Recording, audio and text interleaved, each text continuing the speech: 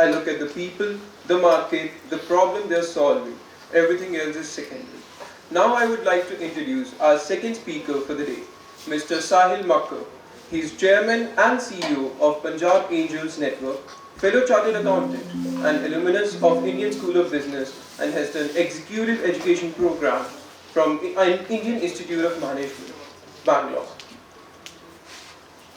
Sahil Makkar sir is a nationally recognized exponential thought leader, strategic business startup and scale-up advisor.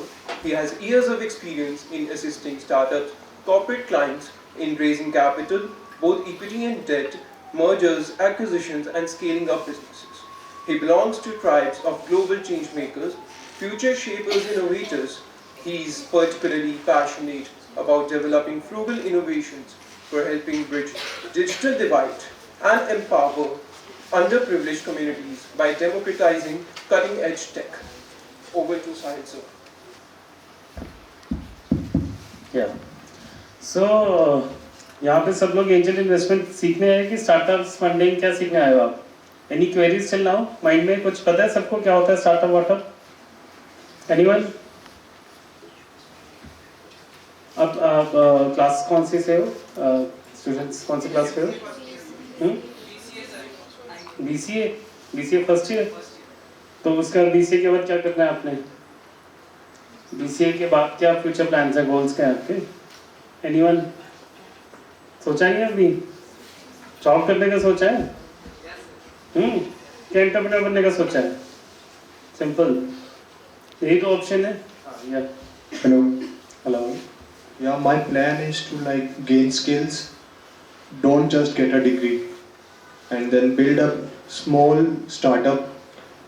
First, get to touch with the market, product fit, and get to understand the basics.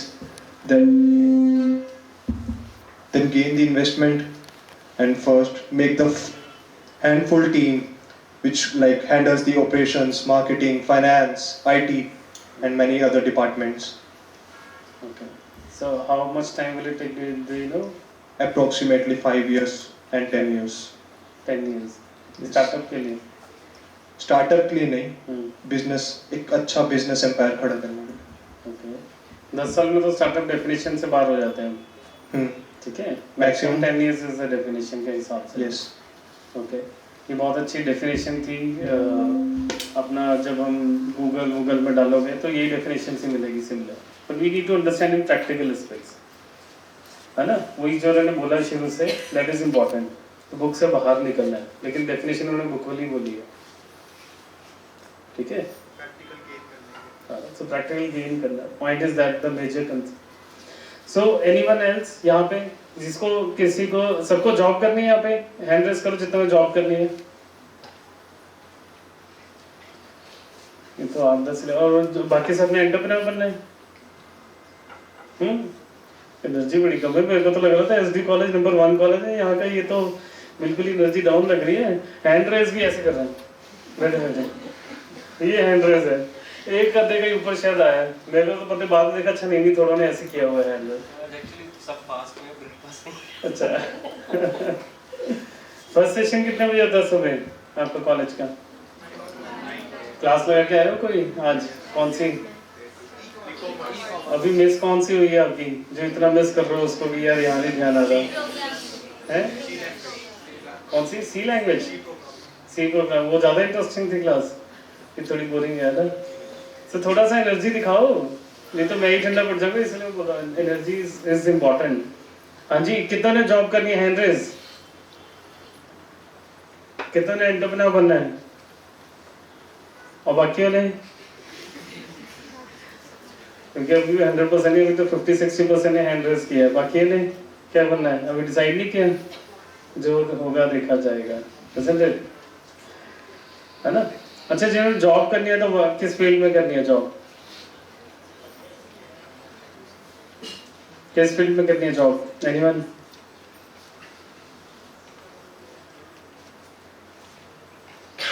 डर तो नहीं लगता question पूछने में किसी से या जवाब देने में? तो उसका सोल्यूशन है. वैसे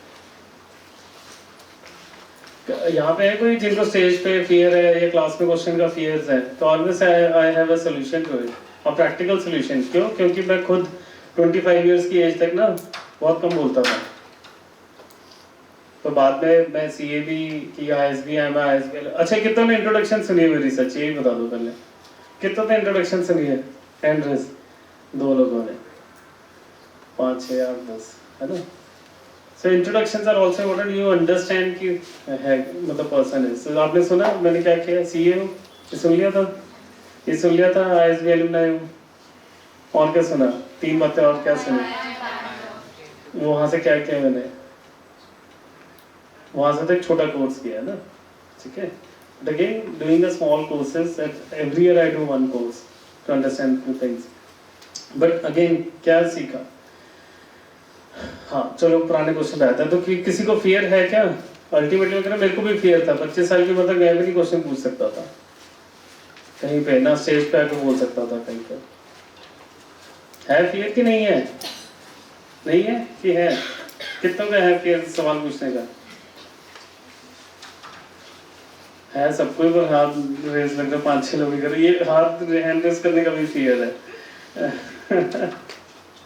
अच्छा, पता है आपको, मैं मतलब पढ़ाई वगैरह तो इतनी करी, but how much marks did I get generally? कितने मार्क्स आते थे 9th स्टैंडर्ड में? कोई गेस करके मेरे कितने मार्क्स होंगे? Anyone?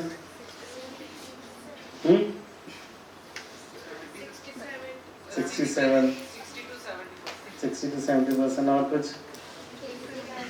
80 plus. So I got 42%, ठीक है? So I got 42% in my 9th standard. 10th standard में 55%, +1 में 65%, +2 में 75%, and then I start studying graduation and then CA and all, है ना? It's always a day one. Past को कोई नहीं चेंज कर सकता आप में से, है ना? You can start from today. So the only point is कि आज सेशन का कि if I can ignite anybody of your mind to change even a 1.1% of it, then you will able to understand. तो आज तो basics हैं बिल्कुल, ABCs of startup funding and all.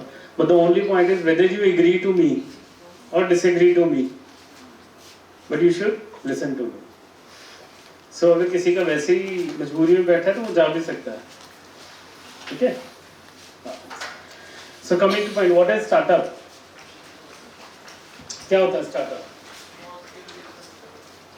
थोड़ा ऊंची खड़े होकर बोलोगे तो मुझे पता चलेगा कौन बोल रहा है। स्मॉल स्केल बिजनेस होते हैं जो अपने इनिशियल स्टेज पे होता है। अच्छा, तो मैं एक किराने की दुकान खोल लूँ तो मैं स्टार्टअप इनिशियल स्टेज में, आज नई नई दुकान खोल रहा हूँ, वो नहीं होएगा। वो नहीं होएगा। अच्छा, मैं एक शोरूम खोल रहा हूँ तो होएगा? एक मैं फैक्ट्री खोल रहा हूँ तो होएगा? नहीं। अभी तो आपने बोला डेफिनेशन के हिसाब से कि मैं नया नया बिजनेस में आया हूँ और शुरू कर रहा हूँ। होएगा होएगा सर। क्या होएगा सर। क्या होएगा सर। होएगा? ठीक है, हाँ आप बोलो। तो बाकी सारे उधर भी खुद का ही कर रहे हैं, पड़ोसियों का थोड़ी कर रहे हैं। हाँ, खुद का कर रहे हैं मतलब सर वर्किंग ऑन एक आइडिया, एक लोग बोल रहे हैं। एक ही शॉप पे लिमिटेड हो गया, अगर दुकान खोलिए तो जो सारे स्टार्टअप में लाइक आप पहले उस पे R&D कर रहे हो, प्रोडक्ट रिसर्च कर रहे हो, मतलब प्रोडक्ट बना रहे हो, उसको लॉन्च कर रहे हो। तो लेंस कार्ड ने क्या किया? चश्मे ही तो बना रहा है लेंस कार्ड में।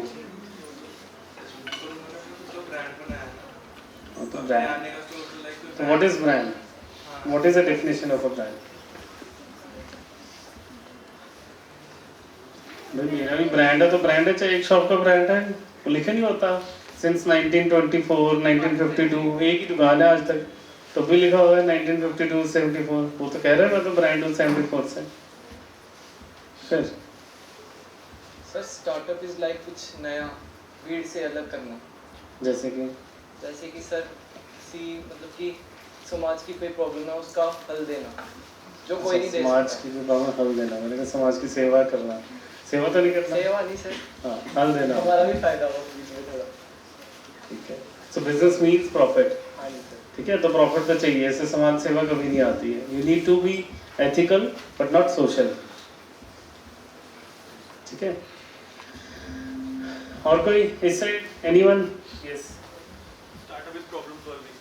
प्रॉब्लम सॉल्विंग आगे एक वर्ड में नहीं होगा खत्म ऐसे प्रॉब्लम सॉल्विंग किसकी कोई अपनी मार्केट जैसे कि लेंस कार्ड का आप एग्जांपल देते हैं कि लेंस कार्ड में उनका मेन एम लेंस बनाना और वो नहीं है, मेन एम है उसको अफोर्डेबल प्राइस पे लेंस बनाना। ठीक है ओके स्मॉल बिजनेस को एक्सपेंशन करना, एक्सपेंड करना। ओके स्मॉल बिजनेस का मतलब क्या होता है गवर्नमेंट की डेफिनेशन से 100 करोड़ वाला भी स्मॉल बिजनेस है पता है ना तो कितने स्मॉल बिजनेस फिर तो but small business as a definition या हमारी क्या डेफिनेशन है स्मॉल बिजनेस की जो छोटे स्टार्टअप होते हैं उसको एक्सपेंशन करना। स्टार्टअप क्या होता है ये तो पूछो स्टार्टअप क्या होता है The basic element of startup is the innovative idea जो बिजनेस और स्टार्टअप को डिफरेंशिएट करता है कि स्टार्टअप में सबसे इम्पोर्टेंट एलिमेंट ये होता है कि एक इनोवेटिव आइडिया होना चाहिए तो उसको स्टार्ट करने के लिए इनोवेटिव का मतलब क्या है मतलब इनोवेटिव आइडिया मतलब समथिंग डिफरेंट जो अभी एक नहीं एक स्टार्ट हुआ सेकंड समथिंग न्यू जो अभी तक नहीं आया मार्केट में मार्केट में नहीं है तो फिर चश्मे लेंस कार्ड तो चश्मे बेच ही रहे चश्मे तो पहले बिक रहे थे जैसे अभी उबर ओला एप्स हैं तो कैब्स पहले भी थी जैसे वो एक ऐप आया समथिंग न्यू कि आप ऑनलाइन बहुत ही कन्वीनियंटली आप बुक कर सकते हो तो इसमें इनोवेशन क्या है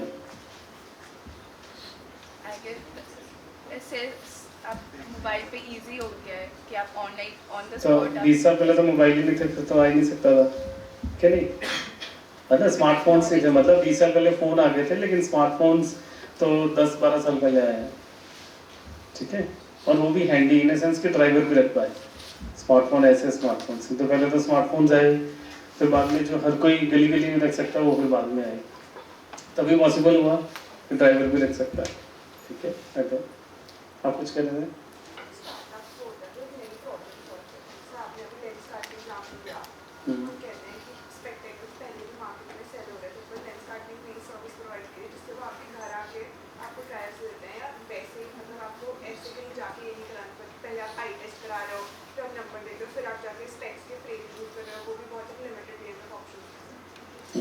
तो लेंस कार्ड पे डॉक्टर बैठता है मुझे नहीं पता मैं क्या नहीं वैसे तो घर में मशीन लेके आते हैं आई टेस्टिंग मुझे नहीं पता मैंने नहीं यूज़ किया मेरे अभी चश्मे टच वुड लगा दिए तो मुझे नहीं पता कि किसी ने यूज़ किया मतलब लेंस कार्ड का फ्रॉम अ बिजनेस पर्सपेक्टिव देख रहा था but do they come and check eyes and all क्योंकि तो मशीन्स वगैरह लेके आते हैं मतलब घर पर अच्छा सर उन्होंने इंटीग्रेट कर दिया सारा पहले your customer used to go to a doctor's clinic and then he used to go to a shop to get that number into the and also उन्होंने speedify करके पूरा process को ultimately in the older time before Lenskart and this big brands came into the situation it used to take 3-4 days now it's available in a span of वैसे यहाँ पे ना 32 में एक शॉप है गुरु नानक ऑप्टिकल्स जिससे हम 20 साल से कर रहे हैं उससे भी तब 20 साल पहले से मशीन रखी हुई है अपने वहीं पे कहते हैं बैठो उसमें नंबर देखता लगा देता है कि नहीं मुझे नहीं पता बट मैं तो उसी को यूज़ कर रहा हूँ 10-20 साल से पेरेंट्स एंड ऑल के लिए सर इकोनॉमिकली भी उसने अवेलेबल कर दिया ओके इकोनॉमिकली अवेलेबल कर दिया दैट्स ओके कुछ और बोल रहा था कोई हैंड रेस था किसी का यहाँ सर आप जैसे बहुत जैसे लेंस कार्ड का एग्जांपल ले रहे हो तो उसी का लेते हैं मेरे को डिपेंड कर रहा है हमने सीखना कुछ है जैसे लेंस कार्ड अब जाके यूनिकॉर्न बना है बट फर्स्टली वो स्टार्टअप ही था एक आइडिया था उसको उसने इम्प्लीमेंट किया मार्केट में अब जाके उसका रिकॉग्निशन मिला है उसको हो गया कम से कम 10-20 से साल बाहर हो गया है 100 करोड़ से ऊपर आते हैं स्टार्टअप भाई यूनिकॉर्न बन चुका है वो यूनिकॉर्न से भी ज़्यादा बन चुका है तो अब जैसे लेंस कार्ड का स्पेक्स है और आप दूसरा नॉर्मल जैसे आप जिस भी शॉप का नाम लेते हैं उसका स्पेक्स लेना वो बेसिकली लेंस पे वर्क करता है अब ये जो लेंस देख रहे हो ना इसकी जो वो कॉस्ट बताएंगे वो होगी 1000 प्लस और इस जो इसकी लेंस की कॉस्ट है 500 है तो लेंस की जो क्वालिटी है लेंस कार्ड की बेसिकली वो उसका यूनिक सेलिंग पॉइंट है इसी से सारी गेम बनी है उसकी ओके ठीक है बैठो तो point here is something different model तो हर कोई 10 तरह के 10 बिजनेस में 10 चीजें लाएगा ही कुछ ना कुछ करने के लिए है ना वो तो लेंस अच्छा कर दिया ये कर दिया वो कर दिया यही तो तभी तो करेगा बट दैट डजंट मीन कि मैं दूसरे दुकान वाला 100 का बेच रहा मैं 90 का कर दूं तो मैं स्टार्टअप बन गया it doesn't work in that way yes it's called startup, but not every business is startup. Like if a business does initial growth with customer needs, that's called a startup. Customer needs, तो every entrepreneurship में ठीक है कि कोई भी customer कुछ बेच रहा है, कस्टमर को बेच रहा है अल्टीमेटली। आप में से कितने यहाँ पे कॉमर्स बैकग्राउंड के हैं? मैक्सिमम लोग है ना। What do you mean by commerce? Commerce का मतलब क्या होता है? इतने सारे लोगों ने हैंडल्स किया था, अपने कोई करके हैंडल्स। कॉमर्स का मतलब क्या होता है? वो डेफिनेशन मैंने बोला था, डेफिनेशन नहीं बोल रही, मतलब बताओ मुझे। डेफिनेशन रट्टा लगाया वाला नहीं, नंबर नहीं देने वाले हैं। So simply basically when we sell a product and उसके related जो services provide करते हैं and अपनी भी जो हम accounting maintain करते हैं, that all together is. Okay, और कुछ? Anyone else? Yes. It's to trade. Sir like जैसे ट्रेड होगा कि sell purchase trading between two parties, तो ये basically commerce auxiliaries to trade कहते हैं, जैसे जो इस ट्रेड को कंडक्ट करने में हेल्प करते हैं, लाइक लॉजिस्टिक्स हो गया, सप्लाई चेन हो गया, डिस्ट्रीब्यूशन चैनल हो गया, आफ्टर सेल सर्विसेज हो गया, फीडबैक मैकेनिज्म हो गया, तो ये सारा कॉमर्स में आता है। So more closer almost appropriate definition ही है। आप देखो एक लाइन में अगर बोले ना, कोई भी चीज़ बननी शुरू हुई है उससे लेकर अल्टीमेट कंज्यूमर तक पहुंची है, everything is part of commerce. चाहे वो बैंकिंग हो, चाहे इंश्योरेंस हो, चाहे वो ट्रेड हो, मतलब ट्रेड तो सेलिंग है, बाइंग एंड सेलिंग हो गया, लेकिन बाइंग एंड सेलिंग के साथ जो उसको सपोर्ट करता है सारी चीज़ों को, ताकि वो कंज्यूमर उसको अच्छे से कंज्यूम कर ले जो उसको चाहिए, है ना, that is commerce. So we need to understand why everything is, तभी मैं स्टार्टअप्स का बार बार पूछ रहा हूँ। Starting up a business in startup is not same. दुनिया जब बोलते हैं ना startup, want say something sir, like जो कन्फेक्शनरी शॉप वाला एग्जांपल था, कौन सा? कन्फेक्शनरी शॉप, तो उसमें भी लोग डिफरेंट ब्रांड्स की चीज़ें बेचते हैं, जैसे हल्दीराम्स की होगी, तो वो स्टार्टअप की चीज़ें हैं, like Haldiram's something branded, like something like that, and the confectionery shop sell all of these brands. तो वही मैं बोल रहा हूँ ना, starting up a new business and startup is different. तो शॉप है वो एक starting up a new business है ना, तो it is not a startup. Entrepreneurship या बिजनेस या एंटरप्रेन्योर बनना है या बिजनेस ओनर बनना है, वो उस हिसाब से समझने हमें कि स्टार्टअप क्या है, तभी उसको समझ पाओगे आप। और जो सबसे बड़ी इंपॉर्टेंट चीज़ है ना, सो वही बोला था, starting up a new business, startup है ना, इनोवेटिव, ये सब चीज़ें चाहिए, लेकिन इनका क्या होगा, खाली इनोवेशन से क्या बिजनेस चलेगा? यू नो, कितने हजार पेटेंट्स हैं और वो अलमारी में बंद है कि नहीं? कितने पेटेंट्स हैं, है कि नहीं है? क्या हो रहा है पेटेंट्स का? अलमारी में बंद पड़े हैं वो, बस कुछ नहीं हो रहा उनका, तो क्या वो इनोवेशन नहीं है?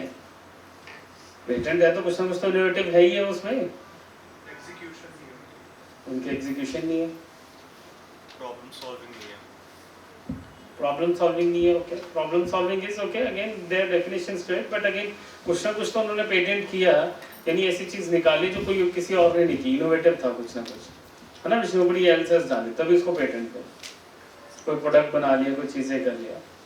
लेकिन एग्जीक्यूशन के लिए क्या चाहिए? टीम, क्या चाहिए? टीम, कौन सी टीम? जो एग्जीक्यूशन को एग्जीक्यूट करे, ऑपरेशंस, लॉजिस्टिक्स। तो कौन सी टीम मेरे कहने का मतलब है, उसमें क्या स्किल होना चाहिए? टीम तो सारे यहाँ पे 1000 लोग बैठे टीम ही है, but what team means, what do you mean by team? Logistic की टीम, लॉजिस्टिक क्या बोला? एडवर्टाइजमेंट, मार्केटिंग और कुछ? तो मार्केटिंग खाली टीम होने से क्या प्रोडक्ट बिक जाएगा? फंड मैनेजर कहाँ से आएगा? अभी फंड मैनेजर तो इन्वेस्टमेंट में आएगा, स्टार्टअप को भी चाहिए fund manager. Research and development team, okay, और कुछ? तो एग्जीक्यूशन के लिए क्या चाहिए सबसे इम्पोर्टेंट? सीईओ कौन होता है, को फाउंडर कौन होता है? टीम तो बाकी बात की बात है, बाद में बनेगी, सबसे पहले तो आइडिया बनेगा। तो टीम ने क्या 10 लोगों ने मिलकर आइडिया बनाया? सीईओ ने आइडिया जनरेट, क्या जरूरी है सीईओ ये आइडिया जनरेट करे? ये भी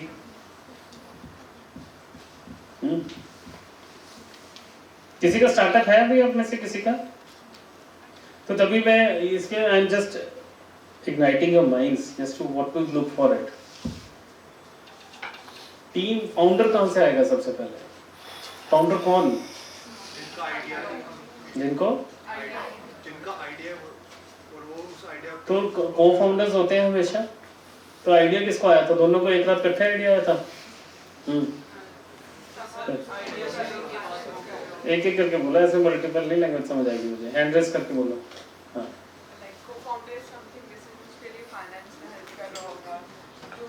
आगे बता रहा हूँ। For example my example is like कि जैसे हम सारे नोट्स बनाते हैं अपने, तो बाद में सेमेस्टर के बाद जो हमारे काम नहीं आते, we can have a website जिस पे हम अपने नोट्स डालें, बाद में बच्चे बाकी पढ़ रहे हो। मतलब बाकी दिमाग ना लगाए। तुमने नोट्स बना के डाल दिया, अगला बैच उसको कॉपी कर ले। सर समहाउ हम टेक नोट्स। तो बिजनेस मॉडल के एंगल से ठीक है, बट उसके अपग्रेडिंग की तरफ से, नॉलेज की तरफ से जिसके लिए असाइनमेंट बनी है, जिसके लिए असाइनमेंट बनी थी क्लास में करने के लिए, वो तो अपना दिमाग लगा नहीं रहा। इसलिए समटाइम आई से कि colleges become tick mark organization. क्यों? ये 10 चीज़ें करनी है, कर ली, जैसे मर्जी करी, वो फर्क नहीं पड़ता। But ultimately assignments are made to get you some knowledge.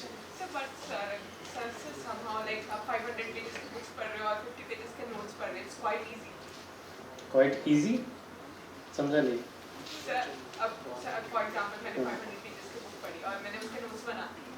तो आपको लगता है कि 50 पेज की चीज़ पढ़ के और 500 की ना पढ़ के हमें नॉलेज ज़्यादा मिल सकती है? एग्जाम में पास होना है। देखो you know bachelors and masters, if you see internationally it has got a very high recognition, है ना? और यहाँ पे मास्टर्स करके एक 5,000 की नौकरी नहीं मिलती है। क्यों नहीं मिलती है? जो आपने आंसर दिया अभी, ठीक है? क्योंकि we are not studying, we are just copying, है ना? कभी उसका कॉपी कर लिया, और कॉपी चाहिए ये नहीं, उसका दिमाग को कॉपी भी कर लो, बस उधर लिखा था वो उसको आंसर में कॉपी कर लिया, समझा नहीं लिखा गया है, just copying. theoretical knowledge, not practical. So either we can do like make a website, so जैसे हम सारे teenagers हैं, हमारे को old like junior class में सारे लोग आती होंगी, we can start a tuition class. हाँ नहीं, अभी क्वेश्चन कौन सा था हम जिसका आप आंसर कर लेते हैं? क्या क्वेश्चन पूछा था अभी हमने? है को फाउंडर्स का ना? हाँ, तो को फाउंडर का इससे लेने देना क्या है इस सिचुएशन से? So basically if I have the idea, हाँ. so I don't know how to make a website out of it. So I would find a co-founder who would make a website of it, and like we can each. तो वो तो employ भी रख सकते हैं website बनाने के लिए। 50,000 की 1 लाख की वेबसाइट बनाने के लिए को फाउंडर बना लोगे किसी को? So then in my classmates, like in my all friends, we are all in specialization. Like if I'm good in ideas, someone is good in speaking coding, this all can be like marketing sector all things. You know success rate of a startup? Hardly 1 or 2%. 90 के 99% failure है। उसमें पता है more than 50% reason क्या है? को founders, failure of को founders. ठीक है, अगर 90 में से 45% अगर आपको होता तो क्योंकि को फाउंडर्स का फेलियर है। प्रोडक्ट अच्छा है, आइडिया अच्छा है, सब अच्छा है, बट को फाउंडर के ढंग से बने बात नहीं है तो फेलियर है ना? ऐसा एनीबडी एल्स? ये तो मैं बताऊँ कैसे होता है इसका। कुछ और कोई कमेंट को फाउंडर्स के ऊपर?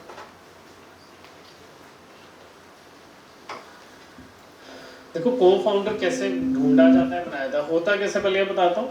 आई ऑलवेज से कि first understand what is the problem then a solution, है ना? तो प्रॉब्लम क्या आज की डेट में जो मैं कर रहा हूँ फेलियर्स है। हम अपना दोस्त ढूंढते जो कहते हैं चल आजा इकट्ठे मिलके काम करें, 50 तेरा 50 मेरा, है ना? क्योंकि 5-5 हज़ार रुपये 50-50 हज़ार रुपये डाल दो इकट्ठे मिलके, तो हम को फाउंडर से 50-50 आइडिया किसी एक का होता है, दूसरा कहता है यार तू कर रहा है ठीक है मैं भी कर लेता हूँ तेरे साथ। वो को फाउंडर थोड़ी है। प्रॉब्लम सॉल्यूशन, जब तक इसको लगेगा नहीं कि ये प्रॉब्लम का सॉल्यूशन हम ढूंढ सकते हैं, तब तक कोई को फाउंडर नहीं बन सकता। तब तक आप लोग दोस्त बन रहे हैं, इसलिए फेलियर्स हो रहे हैं, इसलिए स्टार्टअप फेलियर्स हो रहे हैं। क्योंकि को फाउंडर कौन बने? जो आपके दोस्त थे, जिन पे स्किल्स नहीं था, वो इसलिए था क्योंकि उसने कहा यार तू कुछ अच्छा कर रहा है मैं तेरे साथ हूँ। Other skills is plus point, कि जो मेरे पास स्किल है दूसरे के पास एक दूसरा स्किल है, that is a plus added advantage. But the first most important thing is कि उसको भी लगना चाहिए बहुत बड़ी प्रॉब्लम है जिसको हम सोल्यूशन देने वाले हैं। तो जिसका भी आइडिया हो वो जाके क्या करता है, 10 लोगों से उसको बात करनी है, 100 लोगों से बात करनी है। जो इसलिए नहीं क्योंकि आप कर रहे हो तो चलो मैं भी कर लेता हूँ, तो इसलिए कि हाँ यार ये बहुत बड़ी प्रॉब्लम है यार, इसका तो हम सोल्यूशन ढूंढें और आपके साथ मिलके उसका प्रॉब्लम का सोल्यूशन ढूंढें, वो को फाउंडर। और जरूरी को फाउंडर डे 1 पे ही होना चाहिए, जरूरी थोड़ी डे 1 पे, पर जितने जल्दी वो ढूंढ लेना चाहिए, क्योंकि कोई ना कोई तो एक बंदा चाहिए, ठीक है, जिसको हम समझा पाएँ, बात कर पाएँ, प्रॉब्लम डिस्कस कर पाएँ। दूसरा तो समझता ही नहीं उस बात को, जब वो दूसरा बंदा उसको समझता ही नहीं उस बात को, तो फिर वो कैसे डिफाइन करेगा। तो को फाउंडर इज जो आपके साथ मिलके जिसको लगता है कि ये प्रॉब्लम सॉल्व करेगा। ये दूसरा माइक से हो जाएगा सर वो स्पीकर के इधर हो जाएगी थोड़ा सा, उसके कारण।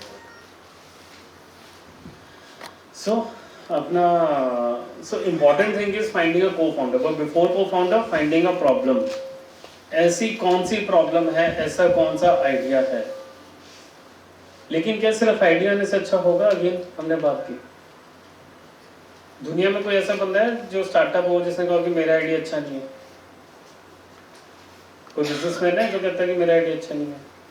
हर कोई कहता है मेरा अच्छा है। पिचिंग के लिए हर कोई कहता है मेरा बेस्ट है। मेरा बेस्ट सबको वही लगता है। जैसे हर माँ बाप को अपना बच्चा बेस्ट लगता है, वैसे ही हर स्टार्टअप को अपना आइडिया सबसे बेस्ट लगता है, ठीक है। सो वी हैव टू सी कि वेदर इट इज बेस्ट और not on the basis of practicalities, not just emotions. तो co-founder ढूंढने से पहले आइडिया, उस आइडिया का प्रॉब्लम यानी आप ढूंढ रहे हो, आइडिया मीन्स प्रॉब्लम, और उस प्रॉब्लम का सॉल्यूशन क्या हो सकता है। पर पॉइंट क्या है, क्या वो प्रॉब्लम एक बंदे की है कि 100 बंदे की है कि लाखों बंदों की है, क्या नहीं? तभी क्या होगा, बिजनेस बनेगा।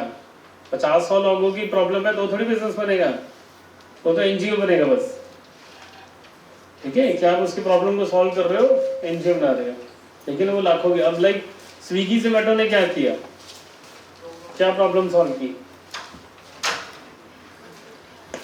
आपको घर का नहीं, सॉरी, घर के पास की दुकान पे जिसका आपको फेवरेट लगता है उसका खाना खाना था, घर पे वो डिलीवर नहीं कर पाता,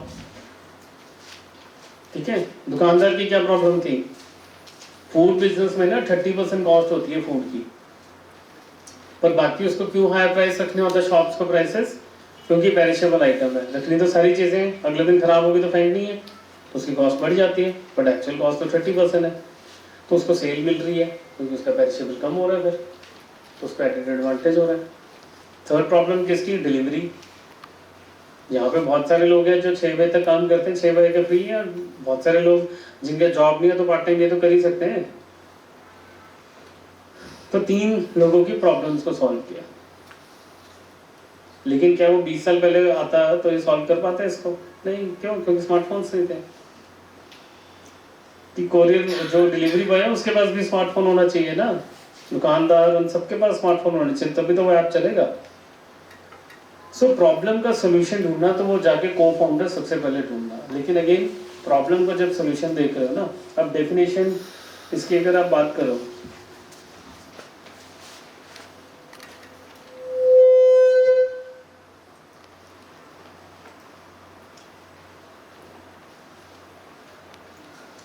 so this is a startup definition as given by government.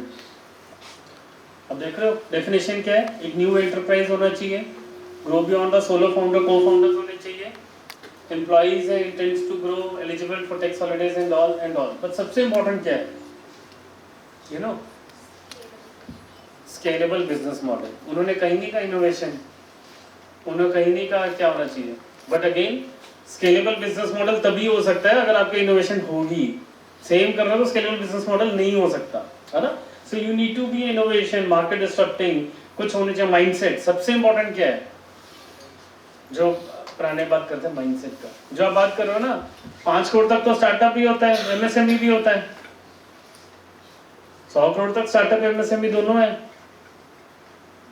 Difference क्या है? माइंडसेट का। क्या माइंडसेट का? स्केलेबल बिजनेस मॉडल बनाने का माइंडसेट।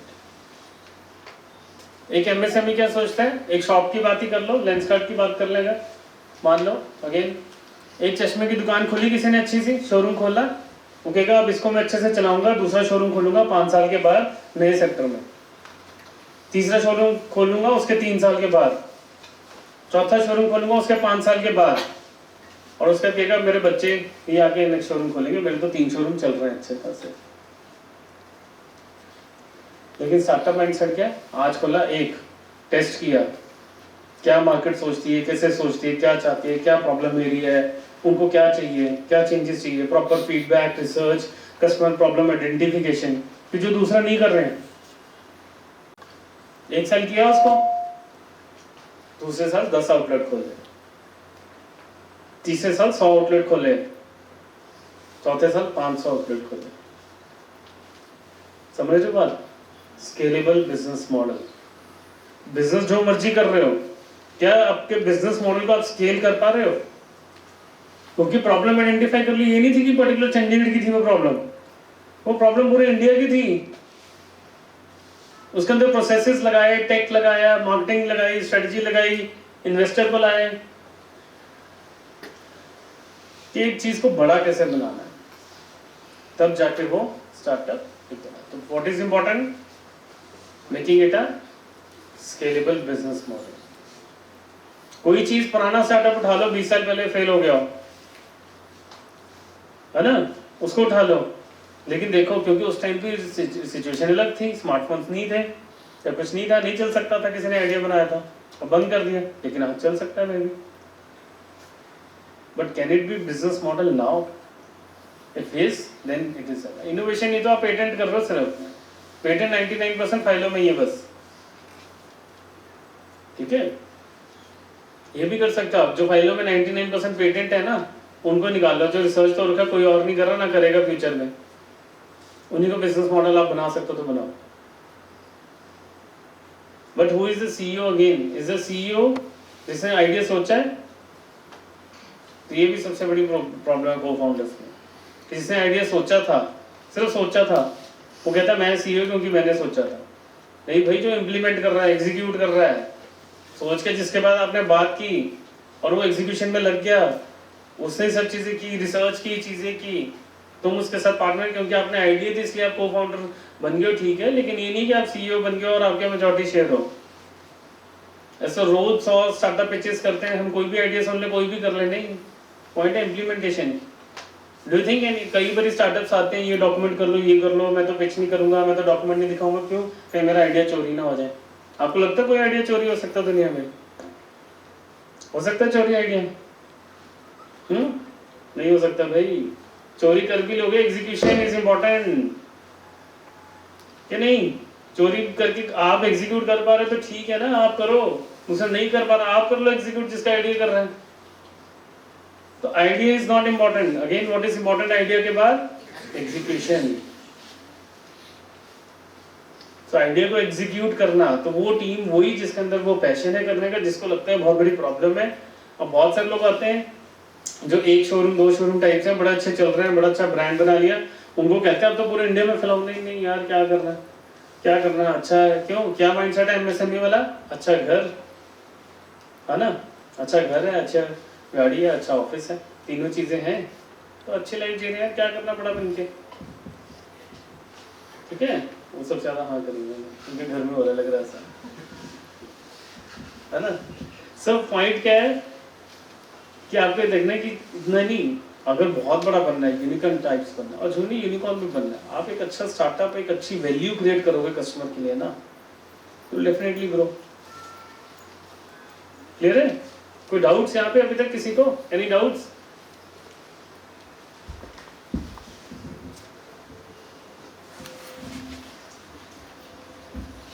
तो देखो ये स्टेजेस हैं आपके ना स्टार्टअप के, नजर आ रहा है सबको ये चार्ट?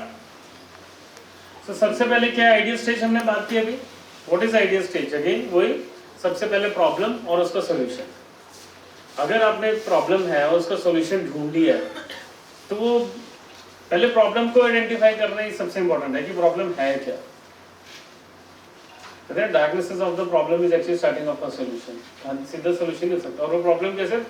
आपको जब लगता है आप रास्ते में जा रहे हो, यार काश ये कोई प्रोवाइड कर रहा होता, जैसे किसी ने, उन्होंने कहा कि जब आप जूनियर साहब कहते हैं यार काश कोई सीनियर हमें नोट्स दे देता, आपको लगा प्रॉब्लम है भाई बेचो नोट्स, अब नहीं था कोई देने वाला, अब बेचो, है ना, नोट्स बनाओ अगली क्लासेस को दो, क्या नहीं, तो प्रॉब्लम लगी आपको और आपने सोल्यूशन बनाया उसका, बट कितना स्केलेबल है, पॉइंट इज दैट, क्या इसको आप ओपनली जाके मार्केट कर पाओगे कि हर कॉलेज में हम तुम्हारी असाइनमेंटें बना के दे रहे हैं, कॉलेज को पता चल गया जिस दिन उस दिन बंद है, is it scalable? No. Small entrepreneurship skills जरूर आ जाएंगे, जब पकड़े जाओगे फिर डांट पड़ेगी या कोई पनिशमेंट मिलेगी, फिर कहोगे नहीं है या कुछ होगा या कोई पैसे लेके देगा, काम कर दिया वो पैसे नहीं देगा, तो लर्न सम एंटरप्रेन्योरशिप स्किल्स। यार बिजनेस में ऐसा भी आएगा, है ना, कि जब बहुत सारी प्रॉब्लम्स आएंगी, कोई टैक्स से नोटिस आ जाएगा, तो कोई ये प्रॉब्लम आ जाएगी, तो कभी कस्टमर पैसे नहीं देगा, कभी स्टाफ भाग जाएगा, है ना, तो क्या प्रॉब्लम्स है, वही प्रॉब्लम्स को अंडरस्टैंड करना, ठीक है। So first is idea stage, then becomes your co-founder. तो जब जिसको आइडिया है वो जाके को-फाउंडर ढूंढता है पहले, और फिर को-फाउंडर एग्रीमेंट होना बहुत जरूरी है। को-फाउंडर एग्रीमेंट क्या होता है, जिसमें आप क्लॉजेस लिख रहे हो। आपने क्या देखा होगा, हमने यहाँ पे देखा है स्टार्टअप दो दोस्तों ने मिलाया, फिर बाद में उसने कहा कि रियल एग्जांपल है यहाँ अगर चंडीगढ़ का ही, है ना, मैं नाम ले रहा बट आपको बताता हूँ, 4 दोस्तों ने मिलकर ना, रिच फैमिलीज के 4 दोस्तों ने मिलकर कहा कि हमने एक बिजनेस करेंगे। तो 4 में से एक ने तो ज्वाइन कर लिया, क्योंकि 3 दोस्त कर रहे थे, उसने भी कर लिया ज्वाइन, 25-25 हज़ार रुपये डाल दिए चारों ने। अब एक ने कहा 1 महीने बाद यार मेरा तो मन नहीं लग रहा है, तुम करो। अब कंपनी बनी है तो वो 25-25 पार्टनर है, जब जब पैसा चाहिए, बाकी क्योंकि रिच फैमिली से थे, उन्होंने डाले पैसे 5 करोड़ रुपए तक डाले आने वाले 3 सालों में, जब जब पैसे चाहिए थे। और अब कंपनी को शेयर मार्केट में फंडिंग के लिए जा रहे हैं, 100 करोड़ की फंडिंग, 100 करोड़ की वैल्यूएशन की फंडिंग। अब कह रहे हैं यार एक बंदा तो 3 साल का भी शक्ल नहीं दिखाई, उसके पास भी 25%, मतलब 25 करोड़ उसको भी मिल रहा है, काम कुछ नहीं किया, तो शुरू में 25,000 डाले थे, 3 साल में 25,000 के डाल के 25 करोड़, और हम दिन रात हमने तो दिन छोड़ के पैसे लगा के तब भी वही थे, हम तो इक्वल हो। तो what is the solution to founders agreement, doing a founders agreement day 1, कि भाई अगर आप में से, हम फाउंडर्स में से कोई छोड़ देगा ना बीच में, तो उसको सिर्फ उसके जितने पैसे लगाए ना उतने ही मिलेंगे वापस, ठीक है ना। अगर वो अनरिस्पॉन्सिव रह गया 6 महीने के लिए, अदर देन मेडिकल रीजंस, ठीक है, अनरिस्पॉन्सिव रह गया, तो फिर उसको उतने वैल्यू मिलेगी जितना उसने इन्वेस्ट किया है। ये नहीं कि जब वैल्यूएशन होगी तो वापस आ जाएगा 3 साल के बाद, ठीक है। So founders agreement is very much important, इसलिए जो बैकग्राउंड डिस्प्यूट्स होता है फाउंडर्स एग्रीमेंट बनाओ। Then comes your stage family and friends. तो सबसे पहले पैसे कौन देता है, लाख रुपए, 5 लाख रुपए, 10 लाख रुपए, फैमिली एंड फ्रेंड्स। वो किस लिए दे रहे हैं आपको, इसलिए दे रहे हैं क्योंकि उनको लगता है यार तुम पैसे को डुबाओगे, क्योंकि आइडिया तो भी अर्ली, किसी को क्या पता आपका आइडिया चलेगा नहीं चलेगा। लेकिन वैसे द थिंग्स हैव चेंज्ड, क्यों, क्योंकि अब इनक्यूबेटर्स आ गए जो 50 लाख, 70 लाख, 1 करोड़ रुपए तक दे रहे हैं। 5-10 लाख छोड़ो, आज से 3 साल पहले भी इतने एक्टिव नहीं थे, और लास्ट 2-3 ईयर्स में पंजाब गवर्नमेंट तक 3 लाख रुपए दे देती है आइडिया पे। तो अब तो अपॉर्चुनिटी डिफरेंट, आप आइडिया लाओ, 3 लाख, 5 लाख, 10 लाख प्रोटोटाइप बनाने के लिए, वैलिडेट करने के लिए, there people there who will support you. Getting my point. तो फैमिली फ्रेंड्स तो है ही है, फैमिली फ्रेंड्स के साथ आपको क्या चाहिए, आजकल इंक्यूबेटर्स भी हैं who support on your idea stage, and that is pure grant. 10 to 20 lakh out of that is pure grant, यानी पैसे डूब गए, जैसे बैलेंस भी डुबा नहीं तो कोई चक्कर नहीं, बट अगेन वो क्लॉसेज आजकल है कि आप चल गए तो पैसे वापस कर दो, क्योंकि उनको पता है स्टिल आप जितने मर्जी अच्छे हो, 10 में से 5 आइडिया फेल होंगे ही होंगे, ठीक है। पर आइडिया पे काम करो, कौन सा आइडिया चले किसी को नहीं पता। Then comes your seed funding stage, ठीक है, seed funding stage. Then comes your seed funding is again कि जब सीड मतलब जैसा होता है ना अर्ली स्टेजेस के लिए, प्री सीड भी होता है, आजकल सीड भी होता है, यानी अब आपने चंडीगढ़ एरिया में टेस्टिंग करनी है अपने प्रोडक्ट की, प्रोडक्ट बना लिया, प्रोटोटाइप बना लिया, अब आप कह रहे हो चंडीगढ़ में, या चंडीगढ़ छोड़ो 32 सेक्टर में भी करनी है, उसको सेल आउट करके देखना मार्केट को, तो सीड फंडिंग। जब पूरे चंडीगढ़ में कर रहे हैं तो फिर एंजल इन्वेस्टर आ गया, फिर उसके नेक्स्ट वीसीज आएंगे जब आपको पूरे इंडिया में जाना है, जब पूरे नॉर्थ इंडिया में जाना है तो वीसी विल कम इन, जो आपको देगा करोड़ों रुपए की, ठीक है, तुम्हारा आइडिया टेस्टेड है, पूरी चंडीगढ़ की जनता उसको बाय आउट कर रही है, चलो पूरे इंडिया में, ठीक है, and then accordingly more series of funding and then you finally go to an IPO. Clear यहाँ तक? Any questions?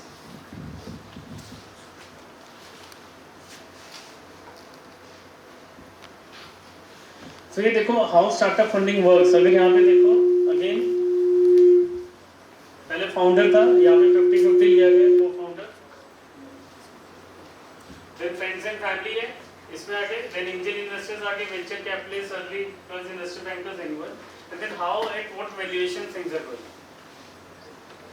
ठीक है, so at different stages a new valuation of a company coming at different stages.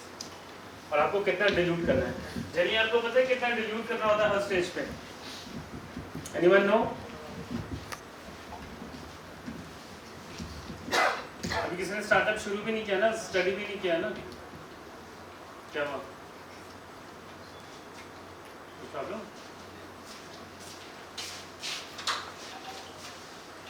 Depends on the funding as to how much I'll dilute. For example थोड़ा elaborate करो. Depends on funding in the sense. For example, if I'm asking for 1 crore at X amount of valuation, I need to look accordingly how much can I give a percentage of my company. And if I'm asking more, then I need to give it more. देखो practically आपको बताऊं मैं, पैसा के साथ साथ important होता है इन्वेस्टर का इंटरेस्ट. कोई भी इन्वेस्टर कभी भी आपको इन्वेस्ट करे ना शुरू के राउंड्स में, not VC sides of things, even VC side में बहुत जगह प्रैक्टिकल है, but any person coming is looking for minimum 10 to 15%. अब आप 10 लाख रेज कर लो, आप 1 करोड़ रेज कर लो, आप 10 करोड़ रेज कर लो, ठीक है.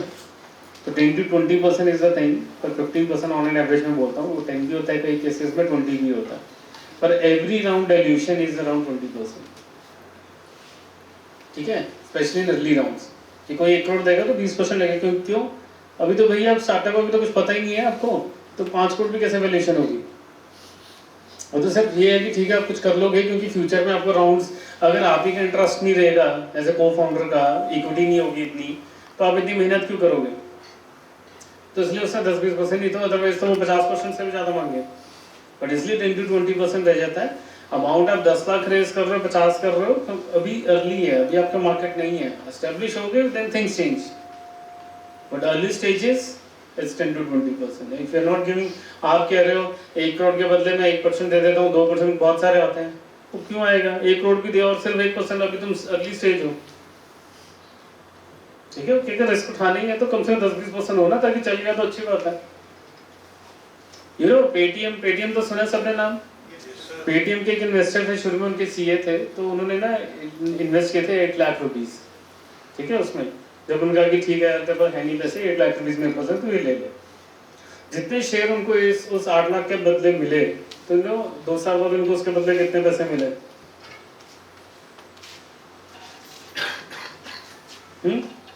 Any guesses? 800 करोड़ 2 साल, वो 3 साल बाद हुए थे. 2 साल बाद मिले 92 करोड़. ठीक है, और अगर वो 1 साल और रुकते यानी 3 साल होते तो मिलते 900 करोड़. तो स्टोरी यहाँ खत्म नहीं हुई है. और 1 साल रुकते तो वापस 90 पे आता, और 1 साल रुकते वापस 90 पे 9 पे आ जाता है ना. Point exist also, but these are exceptional cases. वो टाइम भी चला गया अभी, तब नई नई चीज़ें थी, बहुत कम स्टार्टअप थे, तब जब फंडिंग मिल रही थी. आजकल ऐसे ही फंडिंग भी नहीं मिलती है. फंडिंग इज नॉट ईजी कि आइडिया पे आपने कहा और मिल के पैसे. वो यूएस में फिर भी मिल रही है. क्यों मिल रही है वहाँ पे? क्योंकि out of 100 deals happening in the world 70 happens in US. तो वहाँ पे आइडिया पे लगा रहे हैं, और वहाँ पे डेडिकेटेड लोग लगे हैं. यहाँ पे क्या होता है, किसी को 2 करोड़ मिले, वो पहले ही निकाल के करेगा, सैलरी निकाल लेगा, गाड़ी लेगा, घूमेगा फिरेगा, है ना, ट्रैवल करेगा कभी इधर उधर, और पैसे खत्म. वो आइडिया पे नहीं पैसा लगाएगा, फिर अगला राउंड मिलता ही नहीं. एक ना बड़ी अभी सीरीज आई थी, मैं नाम भूल गया कौन सा था उसका, थी हसलर शायद से, हसलर्स है ना. तो उसमें वही वो स्टार्टअप्स एंड ऑल के डिफरेंट केस सिनेरियोज उसने लिए हैं, प्रॉब्लम एंड ऑल. पर पॉइंट वही है, उसमें जो सबसे अच्छा पॉइंट है, वो कहता है यार मेरे को सिर्फ 10 लाख रुपए दिए उसने. कहते 10 लाख तो ट्रायल है कि तुम 10 लाख को कैसे यूज करते हो. तुम 10 लाख को अच्छे यूज करोगे तो 5 करोड़ 10 करोड़ मिलेंगे तुम्हें. ठीक है, तो वो ट्रायल है, ट्रायल को कैसे यूज करते हैं, क्योंकि 10 लाख लेके तुम भाग गए तो भाग के अच्छी बात है ना, 10 लाख लेके गए, वो अभी तुम्हें 5 करोड़ देता तुम 5 करोड़ लेके भाग जाते हैं। तो 10 लाख का यूटिलाइजेशन कैसे करते हैं, दैट इज तभी जब आपको ग्रांट्स एंड ऑल मिलती हैं तो उसका यूटिलाइजेशन कैसे कर रहे हो ना, कोई भी नया इन्वेस्टर आएगा वो देखेगा कि तुमने लगाए कहाँ पैसे।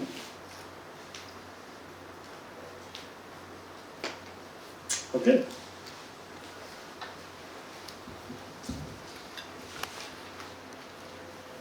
सो ये इस तरह की फंड रेज होते हैं, crowd investment, seed investment, angel investment.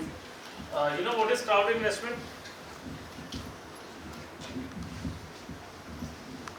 Generally ना, जैसे बहुत सारे जब आपकी एज में इन स्टार्टअप्स थे और अच्छे बन गए स्टार्टअप, तो उनको है कि यार हमें भी सपोर्ट करना चाहिए, तो ऐसे क्राउड फंड्स आ गए बहुत सारे, जिसमें क्या है सिर्फ आप अपना आइडिया डालते हो और आपको 50,000, लाख, 2 लाख, आप कहोगे मेरे को इसको प्रोटोटाइप बनाने के लिए 50,000 चाहिए, 1 लाख चाहिए, तो लोग आपको 5,000, 10,000 के मल्टीपल में आपको पैसे दे देंगे, ताकि आप प्रोटोटाइप बनाओ अपना, एक आइडिया ब्रीफ देते हो और उस आइडिया के लिए आप कहते हो कि मुझे इसका प्रोटोटाइप बनाने के लिए 2-3 लाख रुपए चाहिए, दैट इज स्मॉल अमाउंट, ताकि उसके बाद ही आप कंपनी बनाओ, चीजें करो, इनक्यूबेटर जाओ। अगर आपको आइडिया प्रोटोटाइप में लग रहा है, रिसर्च के लिए नहीं है, तो people are there who can help you in that.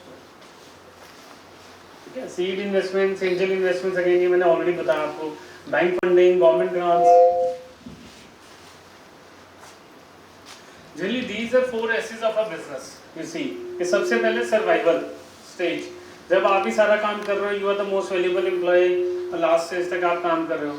उसके बाद सेकंड है स्ट्रगल स्टेज, बिजनेस मॉडल बन गया, प्रोडक्ट, सर्विस, प्रोसेस रिफाइन हो गए एंड ऑल।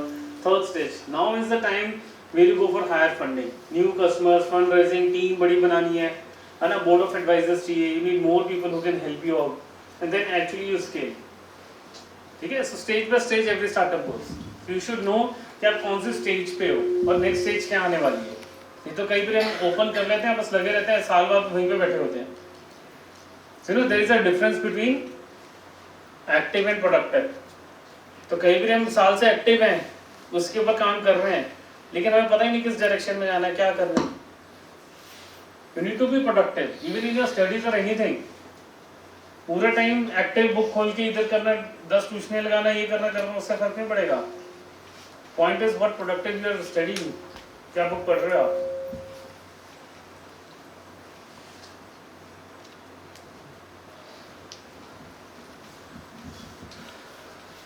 यूजफुल टर्मिनोलॉजी सही है। जनरली ये टर्म्स जो यूज होते हैं जब आप पिक कर रहे हो, तो मैं कुछ टर्म्स के ऊपर हाईलाइट कर रहा हूँ, so that you should understand कि क्या क्या होता है। सबसे पहले startup deck is all about the pitch.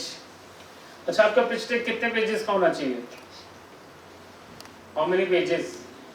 थोड़ा एक्टिव रहो, बोलते रहो साथ साथ, बीच में 1-2 लोग ही 5 लोग ही बोल रहे हैं, बाकी बोलो, हाँ ना ही बोलते रहो, थोड़ी एनर्जीज चलती रहेंगी। पता है सबको? यस नो बोल दो। यस कितने बोल रहे हैं? एक को पता है, नो? आप बताओ, आप जिनको बताओ व्हाट इज पिच डेक, कितने पेज का होना चाहिए और क्या पिच डेक होना चाहिए? आपने एड्रेस किया था? हाँ बताओ। 1 पेज की आपको बिजनेस मेनली है क्या, इसको डिफाइन कर दो। 1 पेज है, okay, that is summary. I am saying pitch deck, ठीक है, that is summary of your idea. Pitch deck कितने पेजेस की होनी चाहिए? Generally you will find a answer, कहेंगे वो कितने पेज की होनी चाहिए? 12 से 15 पेजेस की। 1 page about your idea, problem, 1 page about your team, 1 about your solution, what marketing strategy and all. ठीक है, इस तरीके से होने चाहिए आपके 12 से 15। बट यू नो कितने पेजेस की होनी चाहिए? आपको बनानी कितने पेजेस के पिच डेक? Around 30 pages. वो तो भेजनी हर बारी 12 से 15 पेज हैं। हर टाइम यू हैव टू सी कि किसको भेज रहे हो। If the person is from marketing background, तो उसके अंदर 3-4 स्लाइड ना मार्केटिंग बैकग्राउंड की ज्यादा होनी चाहिए। If the person is from finance background, तो उसके अंदर 3-4 स्लाइड फाइनेंस की होनी चाहिए। क्योंकि अगर मैं फाइनेंस बैकग्राउंड में तुमने 3 स्लाइड फाइनेंस की है ही नहीं, तो मैं कहूँगा यार तुम्हारा आइडिया खराब है। क्योंकि बैकग्राउंड मैटर्स अ लॉट। जिसका 20 साल में, उसको वो तो उसमें ढूंढेगा ही ना वो चीज, तो कि इसमें वो कैसे होगा, जिसका वो एक्सपर्ट है। तो भेजनी तो फिर बाकी स्लाइड्स तो एक होंगी, लेकिन फाइनेंस की 4 स्लाइड्स। अगर वो मार्केटिंग वाला बंदा है, उसको फाइनेंस का कोई लेना, बस एक ही स्लाइड कितना फंड करो, बाकी कोई भेजने की जरूरत नहीं है चाहे, क्योंकि उसका इंटरेस्ट नहीं फाइनेंस, उसको मार्केटिंग में कितनी बड़ी मार्केट है, तुम्हारी मार्केटिंग स्ट्रेटजी क्या होगी, एडवर्टीजमेंट कहाँ करोगे, कैसे करोगे, उसकी 3 स्लाइड्स होनी चाहिए. So you have to make a 30 pages pitch deck, but every time you have, ये नहीं कि एक ही pitch deck सबको भेजते हो, ये सबसे बड़ी गलती करते हैं. वही pitch deck है, हर एक को वही स्टार्टअप pitch भेजी जा रहा है बार बार. तो जिसको भेज रहे हो ना, उस हिसाब से समझो उसको, तब भेजो. किसी को भी हर कोई pitch deck मत भेजो. एलिवेटर पिच क्या होता है?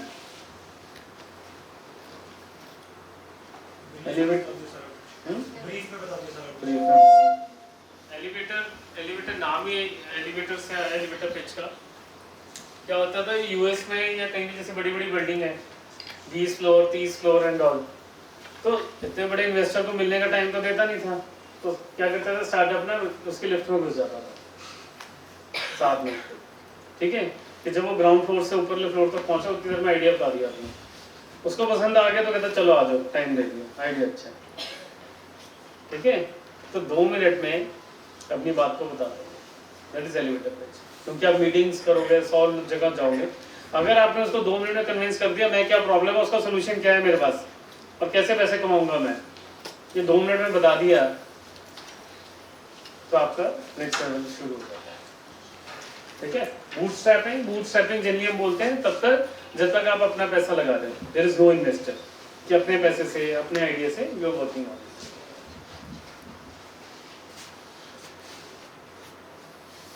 ये पिच परफेक्ट इन एसेंस की पिच के लिए अगेन जो मैंने सबसे पहले बोला, नो योर ऑडियंस. पिच उसको भेजो पहले ऑडियंस समझ के कौन है, तब पिच करो. कोई ऐसी चीज मत बोलो क्योंकि टाइम आपको वही 10 मिनट मिलने हैं, 10 मिनट उसके अंदर यूटिलाइज कर लो, आइडिया फटाफट से 2-3 मिनट में बताओ, बाकी तो उस पॉइंट पे आ जाओ जिसका उसका प्रोफाइल है. क्योंकि अगर उसके क्वेश्चन अनआंसर्ड रहेंगे तो उसने कहना यार ठीक नहीं आइडिया, बाकी चीजों में फोकस छोड़ दो. यू हैव टू सी कि कौन है सामने बैठा. Make a connection, you have to first make a connection. देखो जब मैं भी यहाँ पे आया तो मैंने आपको हेलो बोला, मैंने क्वेश्चन पूछे, है ना, कि क्या जानते हो, कैसे जानते हो. So that helps in a communication. So you need to first make a connection. सीधा आके बोलने लग जाओ, शायद वो एक लेक्चर की तरह लगे, बोर्ड लगे और आधे घंटे बाद आप लोग कहोगे bye bye. Similarly, once you are pitching, you have to first make a connection. कि why your problem is so big a problem to be solved. उसको लगना चाहिए डेडिकेटेडली कि yes you are doing something, ऐसा कर रहे हो जो कि कोई और नहीं कर सकता मेरे अलावा. ठीक है, मास्टर योर बिजनेस मॉडल. आपको पता होना चाहिए कि मेरा बिजनेस क्या है मास्टर, कि ये क्या होगा, ऐसे क्या. कितनों ने वो देखी है मनी हीस्ट सीरीज, है ना. सो मनी हीस्ट सीरीज में ना वो है प्रोफेसर, तो उसने क्या किया, प्रोफेसर खुद तो चोरी की नहीं, उसने चोरी तो करवाई, लेकिन उसको पता था कब क्या होना है, मेरे बंदे कब अगेंस्ट जाएंगे तो क्या करना है. ठीक है, पुलिस अगेंस्ट जाएगी तो क्या करना है, जब होस्टेज अगेंस्ट जाएंगे तो क्या करना है. अंदर भी एक टीम बना रखी है, उसका हेड भी बना रखा है कि मैं जवाब न दूं तो क्या करना है ना. उसको पता है हर सिचुएशन में क्या करना है. वही को फाउंडर या फाउंडर है, तो वो फाउंडर को मास्टर बिजनेस आपको पता होना चाहिए कि मेरे बिजनेस में क्या होगा, कैसे होगा, ऐसे गल जाएगा तो क्या होगा. क्योंकि इन्वेस्टर अगर कोई भी कहेगा अच्छा ऐसे खराब हो, क्योंकि उसका एक्सपीरियंस है, तो तुम क्या करोगे, अब आपको पता ही नहीं ऐसा क्या होना था. इफ यू हैव आंसर कहेगा यार इसको पता है, आंसर पता है इसको, तो they will be ready to invest. अब hybrid it should be a visual and crisp. कई बार ना बहुत सारा कंटेंट होता है, कंटेंट के साथ पिक्चर्स कलर्स होना भी बहुत जरूरी है आज के लिए, है ना. कंटेंट होता है तो इट इज नॉट अ, कोई भी वेबसाइट ले लो, कोई भी चीजें ले लो, आजकल आप उसमें अट्रैक्टिव है जिनमें पिक्चर्स हैं, थोड़े वाइब्रेंसी है, कलर्स हैं, यू गो मोर. दूसरी साइड से तीसरी पे जाओगे, एक वर्ड डॉक्यूमेंट भेज देंगे तो दूसरी तीसरी साइड के बाद हो गया ठीक है 20 पेज का कौन पड़ेगा. लेकिन एक वो फ्लो, एक नेक्स्ट लेवल पे जाने के लिए you should feel good factor. Crisp delivery, to the point, honest. Again you need to be ethical not social. ठीक है, but you need to be honest. अगर आपने कुछ भी ऐसी चीज बोल दी, अगेन अगर अनदर 100% में से 90% फेलियर में 45% को फाउंडर है, अगला मेजर रीजन 25% क्या है पता है, झूठ बोलना स्टार्टअप्स का. वो स्टेज पे आके कुछ भी बोल जाता है, कि मेरी ये वो है ऐसा है, वो इन्वेस्टर ने सुन लिया कि ठीक है, और जब उसका चेक होता है तो उसमें से 50% भी नहीं होता, क्योंकि स्टेज पे आके तो कुछ भी बोल जाओ, है ना, कुछ भी बोल जाओ, कौन देख रहा है अभी वहाँ पे स्टेज पे खड़ के, उसको लगता है ठीक है। लेकिन जब इन्वेस्टर रियल इन्वेस्ट करना, वो कहेगा जो तुमने कहा था पिच डेक में वो है, जब दिखाने तो प्रूव नहीं हो पाता, और जब प्रूव नहीं हो पाता तो वो कहता है यार ये तो अभी झूठ बोल रहा है, बाद में क्या बोलेगा, ठीक है। So you need to be honest with your facts, and जो भी है रियलिटी है, नहीं पता तो नहीं पता। फाउंडर्स एग्रीमेंट मैंने ऑलरेडी आपको बता दिया, ब्रीफ कर दिया। Share holders agreement again it is with equity holders and all. And जो नेक्स्ट इंपॉर्टेंट, सबसे बड़ा इंपॉर्टेंट है वैल्यूएशंस, तो हम बीच में बात भी कर रहे थे ना, वैल्यूएशन, कि मेरी कंपनी की वैल्यू क्या जो मैं फंड रेज कर रहा हूँ, और जितने भी लोग हैं ना उनको पता ही नहीं है यार मैं कितने की कंपनी की कितने पैसे लूँ, कम ना हो जाए ज़्यादा ना हो जाए, उसके लिए भी एक आगे सेफ नोट्स हैं। बट व्हाट इज वैल्यूएशन, किसी को पता है व्हाट इज वैल्यूएशन? थोड़ा लाउड हुआ, कौन बोल रहा है? वो तो मार्केट वैल्यू ऑफ, वैल्यू क्या है, मैं वैल्यू तो पूछ रहा हूँ। मार्केट वैल्यू कौन डिफाइन करता है? कस्टमर ही, स्टार्टअप का तो कोई उस प्रोडक्ट की नीड कितनी है कंपनी में, उसको हम कितना स्केल कर सकते हैं उस टाइम पे। देखो valuation can change in a single day, single point of time, ठीक है। मार्केट के अंदर भी, घर की बात भी ले लेता हूँ मैं, रियल एस्टेट प्रॉपर्टी की थी, अरे वैसे भी ले लेता हूँ एग्जांपल, दो एग्जांपल ले लेता हूँ, क्योंकि वैल्यूएशन इज आज की डेट में सबसे ज़्यादा जो मिथ्स हैं, कंफ्यूजन्स हैं स्टार्टअप्स एंड ऑल में, वो ही सबसे इम्पोर्टेंट है। Are you with me? Only 10-15 लोग सो गए। Are you with me? बीच बीच में थोड़ा सा वो चाहिए कि सुन भी रहे, नहीं सुन रहे कि मैं कहीं दीवार से तो नहीं बात कर रहा था। सो वैल्यूएशन क्या है? वैल्यूएशन देखो, I take 2 examples. First is तो हम यहाँ पे सेशन ले रहे हैं, है ना, ज़ोंबीज सुने सबने, ज़ोंबीज क्या आते हैं, वहाँ पर ज़ोंबीज आ गया कॉलेज में, तो हमने क्या किया, यहाँ से दरवाजा बंद कर दिया, ठीक है सब, और ना अब किसी का फ़ोन भी नहीं चल रहा यहाँ पे, और मेरा फ़ोन चल रहा, ठीक है, अकेला। तो ये मेरा फ़ोन है, चाहे है 50,000 का, लेकिन अब इसकी वैल्यू क्या है? जो मार्केट वैल्यू 50,000 है, but is it a valuation? अब मेरे फ़ोन की वैल्यू क्या है? मेरे फ़ोन की वैल्यू? एनीवन? मोर देन 50 नहीं भाई, जितनी आपकी जेब में पैसा है, सिंपल। अगर आपकी जेब में 1 करोड़ है ना, आपको यार एक घर में बात करनी है मेरे को, अब तो पता नहीं जिंदा बच्चा नहीं बचना, ये लो 1 करोड़, मैं एक बार घर फ़ोन कर देता हूँ कि फ़ोन मैं बाय आउट करता हूँ, क्या नहीं? Valuation changes according to time, ठीक है। चलो ऑपोजिट साइड ले लेते हैं एग्जांपल, वही सेम ज़ोंबीज आगे सब चीज़ें होगी, और अब आप सबका फ़ोन चल रहा है लेकिन मेरा फ़ोन नहीं चल रहा, अब मेरे फ़ोन की वैल्यू क्या? 0। लेकिन अगर कोई अच्छा बिजनेसमैन होगा कहेगा ले यार 5,000 रुपये में दे दे, बच गए तो बाहर जाकर बेच दूंगा 30-40 हज़ार का, और क्या, तो ठीक है 0 तो है ही है, पर अगर बाय आउट कर लेते हैं तो 5,000 क्या लो, है ना, लोअर साइड में, है ना। तो समझ रहे हो एक सिचुएशन में वो वैल्यू कैसे चेंज हुई। सिमिलरली पेटीएम का एग्जांपल है, डीमोनेटाइजेशन से 1 दिन पहले और डीमोनेटाइजेशन के अगले दिन चेंज हुई वैल्यूएशन, क्यों? क्योंकि कैश अलाउड नहीं था, कितने उसका क्या हुआ, तो मेजर रीजन क्या था वैल्यूएशन का? अगर उसके प्लेटफॉर्म पे 1 करोड़ कस्टमर थे तो अगले दिन 10 करोड़ थे उसके प्लेटफॉर्म पे। कस्टमर्स चेंज, जब कस्टमर ज़्यादा होंगे तो क्या होगा? बिजनेस ज़्यादा होगा, बिजनेस ज़्यादा होगा तो प्रॉफिट ज़्यादा होगा। तो valuation changes at a single point of time, but due to many other factors also. Coming to normal layman's example also, आपके जो लाइफ में आपने सुना होगा, आपने रियल एस्टेट प्रॉपर्टी खरीदी बेची सुनी, उनकी तो सुनिए प्रॉपर्टी, अब मार्केट में कोई प्रॉपर्टी बिक रही है, मान लो एक एरिया में है, तो एक प्रॉपर्टी है जो शोरूम्स के ना बिल्कुल सामने एक कोठी है ना, कोई भी प्राइम सेक्टर से नॉर्मल ले लो, 5 करोड़ की है, ठीक है। अब 2 बिजनेस आ रहे, वहाँ पे एक बंदा आता है कहता है नहीं यार 5 करोड़ नहीं, मैं तो 4.5 करोड़ दूंगा। वो कहता नहीं 5 करोड़ है, ये तो मार्केट के सामने है, तो मेरे को तो 6 मिलने चाहिए, क्योंकि शोरूम का प्राइस वहाँ पे 10 करोड़ है। तो जब मार्केट के सामने उसका प्राइस उसकी कर रहे हैं हम, वो है, तो मैं एक लेमैन हूँ जिसको मतलब मान लो एक मेरे घर है, मैं कहूँगा यार मार्केट के सामने तो नुकसान है मेरे को, कोई भी मेरे घर के आगे गाड़ी लगा देगा बाहर, धूल मिट्टी पूरा दिन आएगा, तो मैं तो कम दूंगा 50 लाख इसके ना, अगर मार्केट के सामने आता हूँ मैं क्यों दूँ। लेकिन अगर एक सीए होगा, एक डॉक्टर होगा, जो एडवोकेट होगा, जो प्रोफेशनल जिनको घरों में अलाउड है, मैं मान कर चल रहा हूँ ना, जिनको काम करना, बिजनेस करना, क्योंकि बिल्कुल मार्केट के सामने मेरे क्लाइंट है, वो मार्केट में पार्किंग करेंगे, मेरे को नहीं तो गली में प्रॉब्लम है कि घरों में खोलूंगा तो मेरे को तो बेनिफिट है, वो 5 के 6 भी देने को तैयार होगा, क्योंकि शोरूम सामने 10 का मिल रहा है और यहाँ पे आपको 5 का मिल रहा है, क्योंकि मैं 6 में, क्योंकि और प्रॉपर्टी को बिक नहीं रही है इस लाइन में, ये बिक रही है, उसको बाय कर लो, प्रीमियम दे लो। समझो, valuation changes according to circumstances everything, ठीक है। But real valuation, now coming to point, real valuation जो है ना फॉर्मूलाज बेस्ड है, वो ये मल्टीप्लायर का ना लोग ऐसे ही वो कंसेप्शन थे, क्योंकि जिसको समझ नहीं आता कि मेरी सेल इतनी है तो 10x दे दो, know that doesn't happen, it's always number of customers in future. तो एमएसएमई की वैल्यूएशन क्यों कम है और क्यों स्टार्टअप की वैल्यूएशन हाई है? आजकल बहुत सारे एमएसएमईज आएंगे ना, यार मेरी कंपनी की टर्नओवर 20 करोड़ है, मेरी कंपनी की 500 करोड़ वैल्यूएशन क्यों नहीं है, उसकी 20 करोड़ है, उसकी 500 करोड़ वैल्यूएशन है। तो वैल्यूएशन कैसे है? Future sales, it's all about future.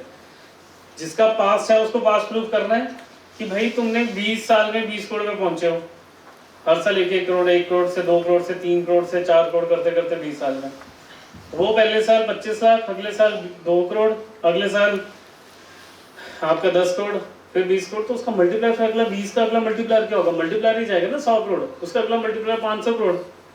तुम अपना मल्टीप्लायर लेके आ रहे हो 19 से 20, तो अगले साल का 21 ही आया ना मल्टीप्लायर, फिर 22 ही आया। तो turnover is not a matter, turnover के साथ साथ क्या इंपॉर्टेंट है? फ्यूचर की कितना तुम स्केल कर रहे हो, तभी तो प्रॉफिट जस्टिफाइड होगा ना उसका, ठीक है? क्या ठीक है? कैसे ठीक है? सुना ही नहीं। Getting my point? Clear है सबको? Valuation concept that is very much important to understand. अब आप मार्केट में वैल्यू की बात नहीं होती, giving value to people, value to investor, value to startup, value to customers, है ना? याद रखो, किसी के पास 10,000 करोड़ भी है ना, वो आपको ऐसे 1 लाख रुपए नहीं दे देगा अगर आप उसको वैल्यू नहीं दे रहे उसे 1 लाख की, ठीक है? ये मत सोचो कि उसका इतने पैसे तो यार दे दे यार, 1 लाख का क्या फर्क पड़ता है, नहीं भाई, पैसे दोबारा थोड़ी है। You have to see what value you are giving, then only the person will invest. साथ में टर्म शीट है, यानी सबसे पहले क्या होता है जब आपकी डील वैल्यूएशन एंड ऑल ये चीजें डिसाइड होती है, first document signed is term sheet. Term sheet क्या होता है? टर्म्स एंड कंडीशंस लिखनी होता है, ठीक है? होता क्या है, 3 महीने हो गए, 6 महीने हो गए, आप काम कर जा रहे हो, सारे डॉक्यूमेंट चेक करा लिए, और बाद में इन्वेस्टर ने कहा एक छोटी सी चीज़ पे अड़ गया कि नहीं यार मैं तो 30%, ये तो सबसे बड़ा वो प्रॉब्लम आ रही है आजकल। इन्वेस्टर सोचता है शुरू में अर्ली स्टेज स्टार्टअप में इसको 20-25 लाख दूंगा और 30-40% ले लूंगा क्योंकि अर्ली स्टेज है। स्टार्टअप कहता है मैं तो 5% दूंगा, 30-40 लाख हो गया, अभी तो तूने कुछ किया ही नहीं, 5% क्यों, मैं तो इतना काम करूंगा तेरे साथ। तो इसलिए पहले टर्म शीट, क्योंकि लोग क्या है कि पहले डिसाइड ही नहीं करते हैं, वो काम करना शुरू कर देते हैं क्या स्टार्टअप के साथ काम करो, मेहनत करो, 2-3 महीना पता चलता है उसके एक्सपेक्टेशन मिसमैच बहुत है। तो पहले मेन एक्सपेक्टेशंस कि मेरी कंपनी की सब्जेक्ट टू लिख दो ना, सब्जेक्ट टू दीज कंडीशंस, पर आपको पता तो हो कि ये टर्म शीट साइन तो करो। तो टर्म शीट जब साइन करोगे ना तब उसमें लिखा जाएगा इस वैल्यूएशन पे इतने पैसे, सब्जेक्ट अगर मैं ये प्रूव कर पाता तब आप सारी चीजें शुरू करते हो, and then if everything is finalize तो फिर आप उसका shareholder agreement law sign करते हो। एग्जिट स्ट्रेटेजी क्या है? देखो कोई भी पिच टेक कर रहे हो, अगर आप कस्टमर को प्रोडक्ट बेचते हो तो उसको कहते हो इसके बदले ये यूज करने से बेनिफिट होगा। इन्वेस्टर ने पैसे दे रहा है आपको, आप उसको तो बता ही नहीं कि तेरे पैसे वापस कैसे होंगे। तो pitch decks generally don't have exit strategy, बस वो आइडिया पे बताते मैं ये कर रहा हूँ ये कर रहा हूँ, लेकिन जो पैसे दे रहा है उसके लिए नहीं बताते कि भाई उसके लिए क्या है, उसको कैसे पैसे, वो कैसे पैसे कमाएगा, ये तो बिजनेस कमाएंगे जो कि लॉस मेकिंग होने वाला 5 साल। तो 10% इक्विटी से उसको थोड़ी 10% प्रॉफिट मिल रहा है, स्टार्टअप्स तो 10-10 साल लॉस मेकिंग होते हैं, उसको कैसे पैसा मिल रहा है, दैट इज इंपॉर्टेंट। कंपनी की अपनी वैल्यू से तो एग्जिट कि कब वो नेक्स्ट राउंड्स करेगा, किस स्टेज में करेगा, सेकंड राउंड, थर्ड राउंड, और कब उनको एग्जिट मिलेगा। क्या वो आईपीओ में मिलेगा 10 साल के बाद? नहीं, पहले देना है। तो आपने प्लान नहीं बनाया तो फिर वो यूज नहीं होगा। उसके बाद प्रेफरेंस शेयर और सेफ नोट्स। सेफ नोट क्या है? Simple agreement for future equity. जल्दी इसलिए आ गया कि वैल्यूएशन नहीं पता। स्टार्टअप कहता है कि आज मैं 20% दे नहीं सकता आपको इतनी कम वैल्यूएशन पे। इन्वेस्टर कहते हैं कि मुझे क्या पता, क्योंकि आज तक कोई भी एक्सेल शीट को रियलिटी में तो कर नहीं पाया। कहते हैं यहाँ पे कर नहीं पाओगे तुम। तो सेफ नोट यानी फ्यूचर इक्विटी कि ठीक है, जितना तुम एक साल में परफॉर्म कर लोगे उसके बेसिस पे डिसाइड करेंगे क्या होगा, या नेक्स्ट इन्वेस्टर आएगा तब डिसाइड करेंगे। इतने पैसे दे दिए, इतनी डिस्काउंटिंग पे दे दिया, हाँ ठीक है, जो भी नेक्स्ट इन्वेस्टर आएगा उसको 20% 50% डिस्काउंट पे आप मुझे दो, ठीक है। तो फ्यूचर इक्विटी के लिए सेफ नोट साइन कर लिया। पर प्रैक्टिकल बोल लूँ, many investors are not ready. वो कहते हैं यार मैं 10 में लगा रहा हूँ, खाली तुमसे थोड़ी 20-50% कमाने के लिए कमा रहा हूँ। 10 में से मेरे 8 फेल होंगे, मेरे को जो एक चलेगा 10 में से उससे रिकवरी करेगा ना। तो मेरे को तो यही है कि कौन सा चलेगा ये नहीं पता, तो इसलिए तुम्हें शेयर अभी चाहिए कि जिसकी वैल्यू मेरी बढ़े 10x, ताकि मेरे बाकी जो 8-9 फेल होंगे उनकी रिकवरी भी तो कॉस्ट यहीं से होगी ना मेरी, ठीक है।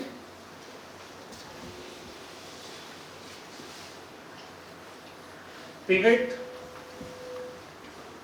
अब देखो ब्लिंकिट सुना है अपने नाम? ब्लिंकिट का नाम क्या था पहले उससे? ग्रोफर्स। तो उसने क्या ग्रोफर से ब्लिंकिट क्यों किया? क्या किया उसने? पिवट किया। क्या पिवट किया उसने? पहले ग्रोफर्स एक दिन में 2 दिन में सामान देता था, अपने प्रोडक्ट्स लाता था मार्केट में, ग्रोफर्स के दाले वाले ये सब चीजें बड़े लाता था। अब उसने बंद कर दिया। उसने ब्लिंकिट, ब्लिंकिट मतलब आंखें बंद करो आपके घर में सामान 15 से 20 मिनट में। क्योंकि उसने देखा अपने प्लेटफॉर्म पे कि 90% से ज्यादा सामान तो ब्रांडेड ही खरीदा जा रहा है, जिसमें उसका प्रोडक्ट है नहीं है, जिसके मार्जिन फिक्स हैं, तो उसने तो वही बेचो ना, ठीक है, वही बेचो ना सामान। तो उसने कहा कि वो दूसरों का ही सेल आउट करो और अपनी स्ट्रेटेजी चेंज करो, ठीक है। क्लियर है? आर यू विद मी?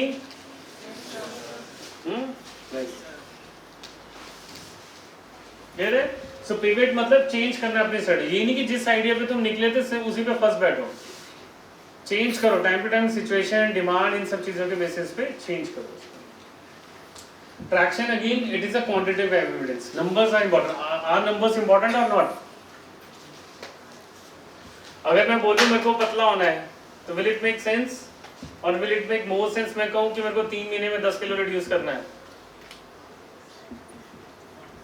है ना? Which is making more sense? Second one ना, सिंपल। तो ट्रैक्शन, प्रेजेंटेशन, अपनी जो चीजें नंबर्स के साथ, कि आप कितने कस्टमर, 100 कस्टमर बनाओगे, 1000 बनाओगे, 5 लाख कस्टमर बनाओगे, उससे कितना पैसा लाओगे, कितना खर्चा कहाँ करोगे, तो numbers are important, tractions are important. Burn rate, burn यानी आजकल क्या हम कहते हैं ना, लॉस मेकिंग होते हैं। अब आइडिया जनरेट करने से पहले टेक, ऑपरेशंस, ये वो सब चीजें तो चले गई। हर महीने की सैलरी कितनी जा रही है, क्यों देखते हो बर्न रेट कि भाई इसको अगर मैंने 1 करोड़ रुपए दिया तो कितने महीने सर्वाइव कर लेगा ये। वो कहता है बर्न रेट है मेरा 8 लाख रुपए, तो मतलब 1 करोड़ दिया तो 1 साल तो चल जाएगा।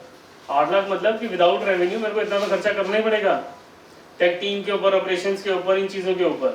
तो बर्न इज कि इतना मेरे को बर्न मतलब जलाना, कितने तो लगाने ही पड़ेंगे पैसे 1 साल। तो 1 करोड़ रुपए मुझे दो, मैं बर्न करूंगा तब जाके कुछ आइडिया निकल के आएगा।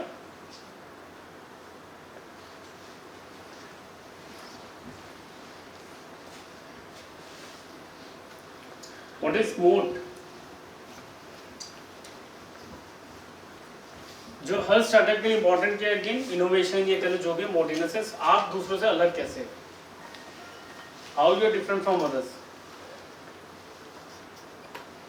है ना? क्या आपने इनोवेशन कुछ की है, क्या आपकी टीम है, क्या आपका पेटेंटेड है product, it can be anything, your brand, economies of scale, taste, location, कि कोई और नहीं आ सकता चीजें, है ना? सो व्हाट इज इंपॉर्टेंट, ये आपको फाइंड करना है।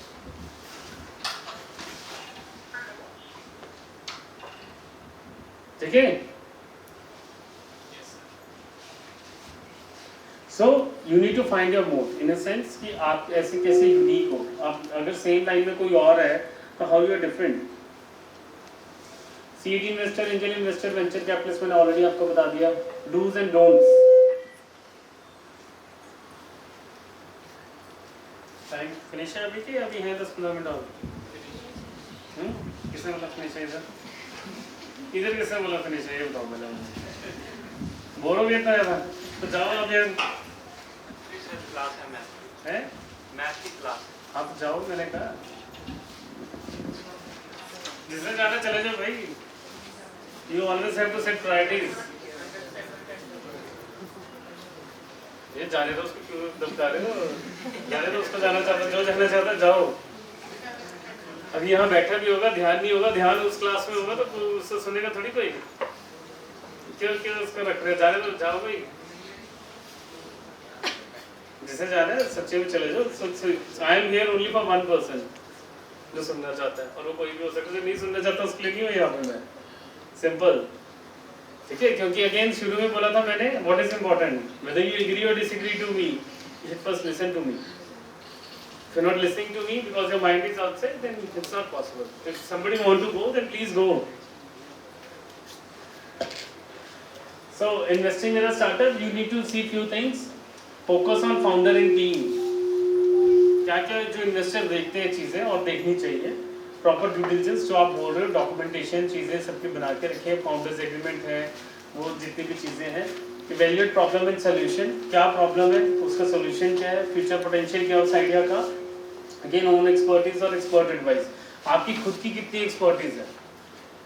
कई कहते हैं ना कि यार मैं तो +2 करके मैं तो आइडिया चला रहा हूँ, स्टार्टअप कर रहा हूँ, है ना, उसमें जा रहा हूँ, लेकिन वो बहुत ही रेयर होता है। That are only very rare success stories, that's okay, exceptions are there. But अगर आपको अपने की नॉलेज है, प्रोडक्ट की नॉलेज है, जो क्वालिफाइड नॉलेज है, पॉइंट है कि आजकल कॉलेज वगैरह में भी कई बार क्या है कि वो क्वालिफाइड नॉलेज नहीं मिलती है, तो स्टार्टअप कहते हैं बाहर ही कर लो। बट अगर आपको क्वालिफाइड नॉलेज है आपके पास, अगर आपको मिल रही है ना, इट ऑलवेज हेल्प्स। तो साल में आप 3 महीने पढ़ रहे हो, 9 महीने अपने आइडिया पे काम करो, ठीक है? तो what we don't have to do, focus on returns, health नहीं चेक करनी क्या चलेंगे, इवैल्यूएशन नहीं है, नो हरी, एक्सपर्ट एडवाइस नहीं है, बस ठीक है करते रहो, ऐसे नहीं होना चाहिए। That is you have to C.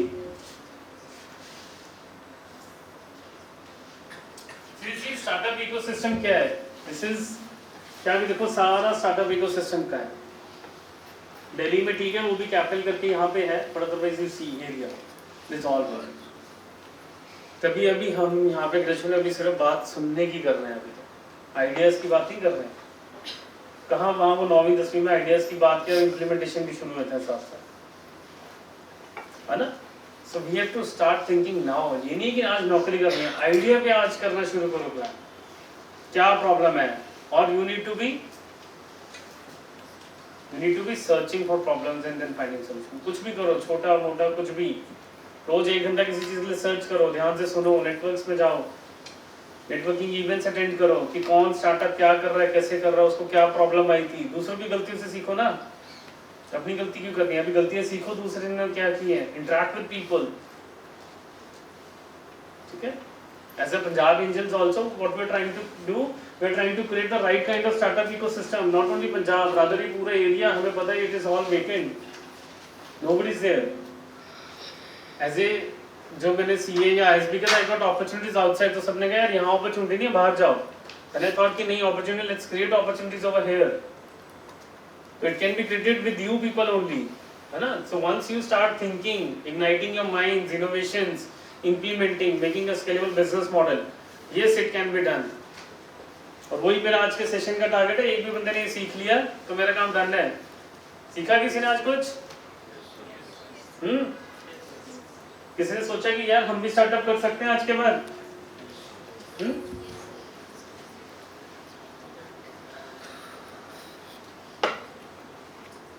So generally these are 2 minutes. I'll just say motivational time shorter है तो I'll explain. Generally लक वक नहीं होता, कई लोग कहते हैं उसकी किस्मत बड़ी अच्छी है, ऐसा कभी नहीं होता. So it's always patience, discipline, failures and all. There are plenty of things which actually helps. Level of knowledge gain when things go right. जब सही जा रही चीजें तो कितना सीखते हो, जब गलत जाएंगी, जब आप 1-2 आइडियाज में फेल हो गए, 1-2 फाउंडर से लड़ाइयाँ होंगी, एक दो कस्टमर से लड़ाई होंगी तभी तो समझ आएगा कहाँ गलत थे, है ना।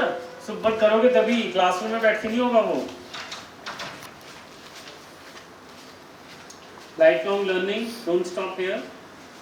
फॉर्मल एजुकेशन, यूज कि क्या कर सकते हैं, what's next. You know what is the purpose of education? तो इस लाइन को कंप्लीट करो। Purpose of education is to replace an empty mind with an empty mind को किससे करना है replace? Filled mind, isn't it? है ना, खाली दिमाग को फिल करना, यही है ना। हाँ तभी हम फंसे हैं, तभी नोट्स कॉपी कर रहे हैं आज के डेट में। भरी तो रहे हम, फिल थोड़ी करना है, ओपन करना है। Empty mind with an open mind. भाई जितना लोगों ने सीख लिया वो तो पता ही है दुनिया को, अब आगे क्या करना है, आगे कैसे और बड़ा करना है, नई चीजें क्या करनी है, कैसे करनी है। That is you have to open. Education का मकसद है कि आपको बता देना इतना तो हम रिसर्च कर चुके हैं, तुम इसमें मत फंसो। नहीं तो नए आइडियाज आते हैं, हमें पता ही नहीं होता अभी क्या हो रहा है, कैसे हो रहा है। तो एजुकेशन को बताना इतना तो हो चुका है, इसके आगे की सोचो तुम, ठीक है।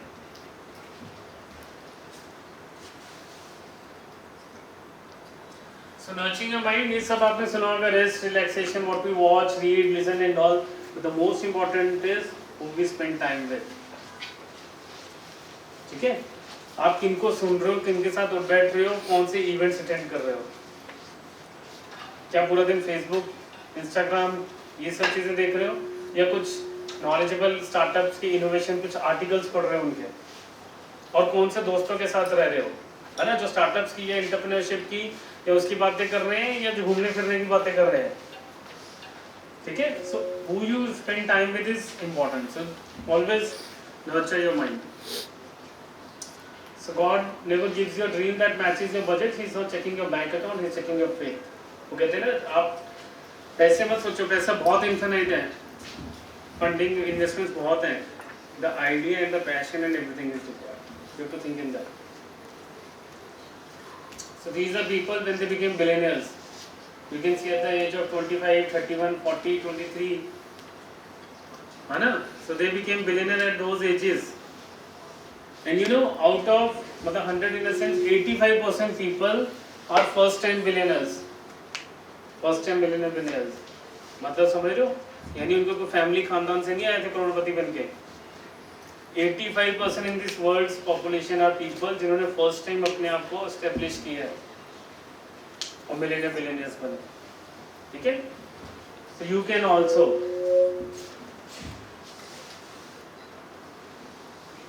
So if you want to join our communities, maybe startup community, investor community, you can join our communities also. Just again nurture your mind, what's happening, events happening around and all, you can join those communities too, if you wish to. Any questions? कोई question किसी का? Anyone? Clear or all clear? Clear के all clear? All clear? All clear मतलब कुछ नहीं समझ आया, सब साफ हो गया कि क्या बोल रहे थे। क्लियर मतलब समझ आ गया, तो क्लियर की ऑल क्लियर? सब पर क्वेरीज नहीं है, अगर क्वेरीज नहीं है तो इसका मतलब होता है कि नहीं समझ आया कुछ। क्वेरीज जब देखो सीखोगे, they should some queries will come up. या वही अगेन सच, वो तो किसी ने पूछा नहीं, देखो अभी तक डर के बैठे, जो मैं शुरू में कहा था कि क्या आपको क्वेश्चन पूछने के लिए डर लगता है क्या? पूछने के लिए तो सोल्यूशन दो उसका। So, मैं ना ऐसा स्टूडेंट था 25 में कि मेरे को स्केल भी पढ़ते थे क्लास में, आंसर ना बताने आते नहीं, बोल पाता था, इतना डर लगता था, इतना शायद till my age of 25 years, ठीक है। तो थिंग्स चेंज्ड और अपॉर्चुनिटीज आई, ग्रैब की अपॉर्चुनिटीज एंड ऑल को, देन कैन बी। सो क्या होता है, प्रॉब्लम क्या है? सबसे पहले अगेन आइडेंटिफाइंग द प्रॉब्लम, कि क्यों नहीं पूछ पाते, क्यों डर लगता है। दो कारण है। सबसे पहले हमें लगता है कि मैं कुछ ऐसा पूछूंगा ना पूरी क्लास हंसेगी मेरे को, क्या नहीं लगता ही नहीं है कि पता नहीं ऐसा क्या पूछ लूंगा क्लास हंसेगी मेरे को। तो भाई एक शॉट में तुमने 50 लोगों को हंसा दिया और उसका पुण्य का काम क्या है बताओ, क्या नहीं? एक डायलॉग में तुमने 50 लोगों को हंसा दिया, 50 लोग हम कहते हैं पुण्य नहीं करते, ठीक है। मुझे बताओ, आपको जितनी बातों पे क्लास में हंसे हो, कितनी बातें याद नहीं है क्लास के बाहर निकलने वक्त तक? कभी नहीं है यार? वो तो एक मूवमेंट है बस, ठीक है, उसका खत्म तो खत्म। वो आपको ही लग रहा है कि शायद मैं कुछ बोल दूंगा, हंसेगा तो पूरी जिंदगी कोई बात याद रखेगा। भाई आपके पास टाइम जो याद करना, किसी और के पास क्या टाइम है उसको याद करने का? तो उस फेयर को निकाल दो माइंड से कि मैं कुछ बोल दूंगा तो कोई मेरे पे हंसेगा, ये कुछ होगा। दूसरा कि मैं कुछ ऐसा पूछ लूंगा कि ऐसा ना कि सिर्फ मेरे को ही नहीं आता, बाकी पूरी क्लास को आता है। अब मैं बोलूँ ऑरेंज, तो क्या बोला मैंने?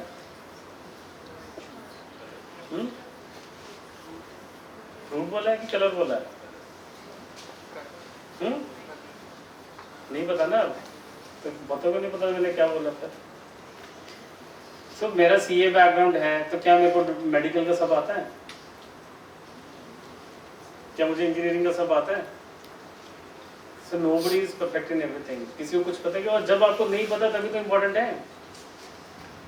तो पूछोगे क्वेश्चन, ये तभी तो पता चलेगा। और दुनिया में कुछ भी कह लो, अब यहाँ पे क्लास में कुछ भी बोल रहा हूँ ना, 50% कह रहे हैं बड़ा सही बोल रहा हूँ, और 50% सोच रहे हैं क्या यार बोर करके रख दिया, 1 घंटा हो गया, फटाफट से करे, मैं दूसरी क्लास में जाऊँ। जाना क्लास में भी नहीं होगा, जाना कैंटीन में होगा, है ना? कि निकलो बाहर, घूमो फिरो, क्या यार कब खत्म करेंगे सेशन, कि नहीं? ऐसे ही होगा ना, कि नहीं होगा? तो 50% ना, जो भी आप कर लो मर्जी, आपके अगेंस्ट ही होंगे, 50% आपके फेवर में होंगे। तो बोलो, क्या फर्क पड़ता है? और दुनिया में फियर ना, मैं आपको बता दूं, सिर्फ 3 बारी का, 3 टाइम्स फियर ओनली। आप वो काम 3 बारी कर लो, आपका फियर खत्म। स्टेज पे 3 बारी आ जाओ तो फियर खत्म। मैं तो कहता हूँ मर्डर का भी 3 बारी का ही फियर होता है। 3 बारी मर्डर कर दिया, चौथी बार मर्डर करते नहीं, उसको फियर आएगा। 3 बस यही होता है मर्डर करने से। आपको पता है, मतलब मैंने एक चीज नोटिस की, बहुत सारे क्रिमिनल्स का जब बातें वो ना, जेल जाने का उनको डर होता है। जो 3 बारी जेल चले जाते हैं उनको अच्छा बस यही होता है जेल जाने का, और क्राइम करना शुरू कर देते हैं, फियर खत्म हो जाता है। पर वो साइड नहीं जाना, नेगेटिव साइड नहीं जाना, हमने पॉजिटिव साइड आना है कि स्टेज पे आना, क्वेश्चन पूछना। आप देखोगे 3 बारी पूछोगे ना, चौथी बारी तो आप, यू शुड बी राइट। अगर आप फन कर रहे हो चीजें, तब डर होना चाहिए। क्वेश्चन राइट पूछ रहे हो, सेंसिबल पूछ रहे हो, तो पूछोगे ही ना। नहीं पूछोगे तो कैसे होगा? अभी आता हूँ आपको। वो उसने फियर दिखाना है बार बार क्वेश्चन कि मैं जो बोल रहा हूँ उसको तो पोस्ट करूंगा ही मैं। अभी आता हूँ 1 मिनट, है ना? सो आप क्वेश्चन पूछो, जब तक आप क्वेश्चन पूछोगे नहीं। You know what is communication? What is communication? Anyone knows what is communication? Communication क्या होता है? इंग्लिश वर्ड इंटरेक्शन करना। यहाँ पे मैं चाइनीज बोलूंगा, is it a communication? Hindi बोलूंगा कम्युनिकेशन होगी? Exchange of thoughts. अगर चाइनीज बोलूंगा तो एक्सचेंज करूंगा थॉट्स? नहीं ना। अच्छा मैं हिंदी में बोल रहा हूँ, मान लो इनके लिए रोको मत जाने दो, तो क्या बोल रहा हूँ? जाने को बोल रहा हूँ, रोकने को बोल रहा हूँ आपको? मैंने कहा रोको मत जाने दो। जाने को बोला मैंने, मतलब रोकने को बोला है। तो वही 4 वर्ड है हिंदी के, तो एग्जैक्टली ऑपोजिट मीनिंग। रोको मत जाने दो कि रोको मत जाने दो, है ना? तो क्या कम्युनिकेशन कंप्लीट हुई? तभी एक टीचर जब क्लास में बोलता है, हर कोई अपना इंटरप्रिटेशन करता है। I have done my complete CA self study, ठीक है, without any coaching and all. That's why I say I take a session on how to communicate with the book, है ना? कम्युनिकेट विद, क्योंकि book ही सबसे अच्छी teacher है, क्योंकि उसके पास सारी नॉलेज है। और मेरे एग्जाम में आनी है, अब मैं सीए इंटर की सीए फाइनल की बुक थोड़ी पढ़ूंगा। टॉपिक तो अकाउंट्स उसमें भी है, उसमें भी है, पर वो मेरे को बुक बताती है कितना मेरे एग्जाम में आना है। तो टॉपिक तो ऑनलाइन बहुत सारे हो सकते हैं। सो हाउ टू कम्युनिकेट, तो उसके लिए क्या इंपॉर्टेंट है? जब मैंने बोला इनको जाने दो, तो आपको क्रॉस क्वेश्चन, क्या आपने रोकने को बोला है कि जाने को बोला है ना? जब आप क्रॉस क्वेश्चन करोगे तभी तो पता चलेगा, क्लैरिटी ऑफ थॉट्स होगा। जब तक आप पूछोगे नहीं तो फिर असम्पशन है कि रोकने को बोला है कि जाने को बोला है। So that's why you need to ask questions. जब तक आप क्वेश्चन नहीं पूछोगे ना, तो विल बी देयर जहां पे आप हो, फिर डेवलप नहीं कर पाओगे। Any questions? नहीं क्वेश्चन, उनका था क्वेश्चन, ऐसे बोल लो। Like at what age you started your first startup? And what is the current valuation of a startup? आपने मेरी इंट्रोडक्शन तो सुनी ही नहीं। पंजाब का कुछ था ना? हाँ कुछ था, वही तो कह रहा हूँ, कुछ था। ठीक है, so we help startups, है ना? So we are not a startup, we help startups to grow. तो हम उनको स्टार्टअप्स, इन्वेस्टमेंट, फंडिंग और उनको ही स्केल कराते हैं। ठीक है, so we help startups, जो भी माइंडसेट होता है, जो चीज़ें होती हैं, जो प्रॉब्लम एरिया आइडेंटिफाई करना, उसका सॉल्यूशन प्रोवाइड करना। मैं मतलब अकेला मैं नहीं, मैं means Punjab engine network and a team of people, है ना, which have different expertise. Some have expertise in legal, some have in marketing, some have in HR, some have in finance and all. So different people. Okay, so they support in startups, investment funding. We help you fundraise. Yes. Any questions? आपकी जो community है ये कैसे profitable है। अब मेरा business model जानना चाह रहा था। मेरे पास कम्युनिटी ही नहीं है, ये community is for interaction only, this community is not for business. Team so we do consulting. तो मेरे को पीपीटी बनवाने आओगे, मैं उसके भी पैसे चार्ज करूंगा। ठीक है, समझ रहे हो? तो ऐसे नहीं है मैं फ्री में। So we are for profit and we help you earn profit. I understand, we are for profit. मैं पैसे चार्ज नहीं करूंगा, तुम्हारी कैसे मदद कर दूंगा मैं? ठीक है, वो कॉलेजेस एंड ऑल ये फ्री सेशंस इज ओके, है ना? बट अगर मैं बिजनेस में आऊंगा, that is awareness we are creating. वो एक अलग है, वो कहते हैं ना, we have a social side and business side. Going to college and giving those sessions and everything is a social side, we are helping the ecosystem. But तुम मेरे ऑफिस में आओगे, तो अगर तुम्हारे पास पैसे नहीं है तो क्या करूंगा मैं? तो तुम्हारी इक्विटी लूंगा, सिंपल। कुछ तो चाहिए ना तुम्हें, तुम्हारी कंपनी की इक्विटी अगर लूंगा तभी तो हेल्प करूंगा ना। मैं मैंने तुम्हारे पे करूँ तो I should get profit. We help you on profit. ठीक है, तो बट प्रॉफिट तभी अर्न करा पाएंगे जब हमें भी प्रॉफिट होगा। ठीक है, so we are not NGO, we are not social, we only help you on profit and we earn profit out of it. मैंने नहीं कहा था मेरे को सेशन बुलाने के लिए, सर ने कहा था आगे सेशन दे दो। ठीक है, वो मार्केटिंग नहीं है, उन्होंने कहा था कि सर आप नॉलेज दे दो। मैंने कौन सा प्रोडक्ट बेचा यहाँ पे, ये बताओ पहले। है, मैं तो कहा नहीं आ जाओ मेरे पास। तुमने भी पूछा कि तुम कैसे पैसे कमा रहे हो, तो मैंने कैसे कमा रहा हूँ। ठीक है, तो again this is social side of thing, like how to communicate with the book. जो सेशन है कम्युनिकेशन का, मेरे चंडीगढ़ के सारे गवर्नमेंट स्कूल्स एंड ऑल में इट वाज अ नोटिफिकेशन कि मैं आके ले सकता हूँ, तो वहाँ से मैं पैसे कमा रहा था। तो बच्चों को सिखा रहा हूँ कि सेल्फ स्टडी कैसे करनी है, नहीं ना, है ना? सो इट इज कि यू जस्ट डू समथिंग कि जिससे एक डेवलपमेंट हो, चाहे वो ना लार्जर मिशन। पैसे कमाने हो तो मैं यहाँ नहीं, मैं कहाँ होऊंगा? बैंगलोर या आउट ऑफ इंडिया होऊंगा, है ना, जहाँ स्टार्टअप इकोसिस्टम प्रिवेल कर रहा है। ठीक है, so marketing purpose is different and giving back to society is different. So sessions जितने भी हो रहे हैं, these are more like giving back to society. कि जब आप इस एज में हो तो कोई ना कोई बताने वाला होना चाहिए। और 1 घंटे में कितनों की नॉलेज हो पाई है आज तक? हो पाई है? ये जितने भी टॉपिक थे ना, जितने भी टॉपिक थे, ये हर टॉपिक के ऊपर 2-2 घंटे, 5-5 घंटे, 8-8 घंटे बोला जा सकता है। ठीक है, तो अभी तो मैंने क्या बताया, सिर्फ आपको सिर्फ क्या बताया, इग्नाइट किए कि ऐसा कुछ होता है। अब आपके ऊपर है, आप जाके सर्च करना चाहते हो, जो भी अच्छा जिसको लगेगा वो जाके और सर्च करेगा इसके ऊपर कि हाँ ऐसा क्या होता है। ठीक है, और आज नहीं, कल नहीं, एक बारी नहीं, कई बारी 2 बारी, कई बारी 5 बारी, कई बारी 10 बारी, कई बारी 100 बारी सुन के फिर आपका इग्नाइट होता है। तो ठीक है, ये आज इनिशिएट तो हुआ, अगर हुआ तो। वैसे तो पहले बहुत सारे आई बिलीव सेशंस हो चुके होंगे, सर ने भी अभी सेशन दिया, you have already got ignited. और ऐसे सेशंस को अटेंड करोगे, वही अगेन क्लासरूम स्टडीज तो है ही है, बट क्लासरूम के साथ साथ ये आपको जो माइंड को ग्रो करेगा, नर्चर करेगा। These are the most important sessions to me. ठीक है, एनीवन एल्स? नहीं? क्वेश्चंस? तो ऐसे तो कोई जिसको पहले लग रहा था कि क्वेश्चन नहीं पूछना, आपके माइंड में आया क्वेश्चन? कोई इधर से बहुत सारे थे जिनको फियर था, मैं क्वेश्चन नहीं पूछना किसी ने कि मैं हूँ माइंड पूछने। सर तो स्टार्टअप बैंगलोर में जाके करेगी बात, जहाँ पे आइडिया ना वहीं पे। सर आप भी ने कहा कि अगर मेरे को स्टार्टअप करना हो तो मैं नहीं, अगर मैं अवेयरनेस पैसा कमाना होता मैंने पैसे कमाने की बात बोली है, स्टार्टअप नहीं करने की बात बोली। पैसा कमाना होता है क्योंकि जो मेरी नॉलेज और जो मैं सर्विस दे रहा हूँ, यहाँ पे तो अभी वो गैप दिखाया था ना, कोई है ही नहीं जिसको समझ ही नहीं आ रहा, तो अभी तो पहले समझाना पड़ता है फिर काम करना पड़ता है। वहाँ तो सबको समझे सीधा जाके काम करो। But again the most important thing for any startup is getting first 100 customers. और पहले 100 कस्टमर कहाँ से आ सकते हैं? अपनी जगह से, जहाँ से पले बड़े हो, क्योंकि 100 लोग जानते हैं कोई ना कोई तो आपको आपका प्रोडक्ट बाय करेगा।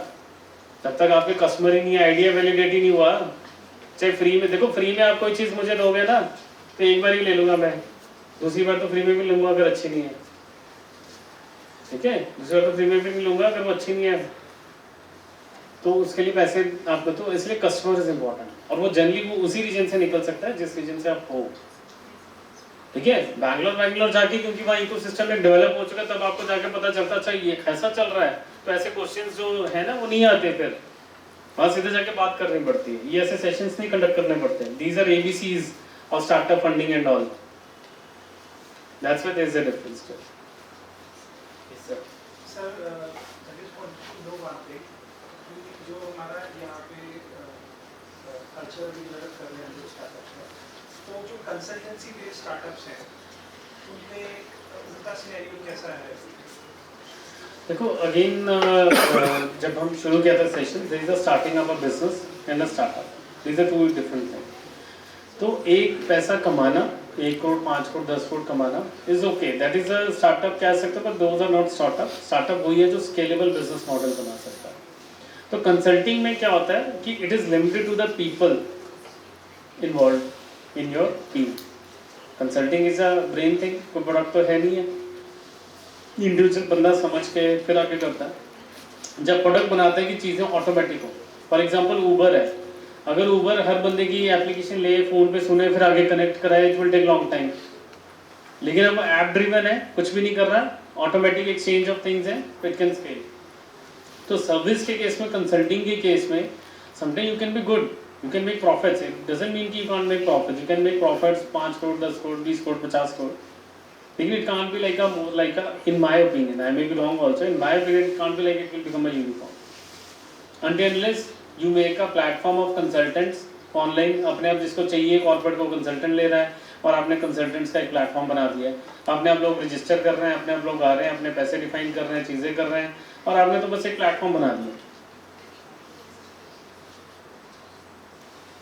So that's different thing under. तभी जैसे हर पेशेंट अलग होता है डॉक्टर के अंदर, हर स्टार्टअप हर बिजनेस अलग होता है।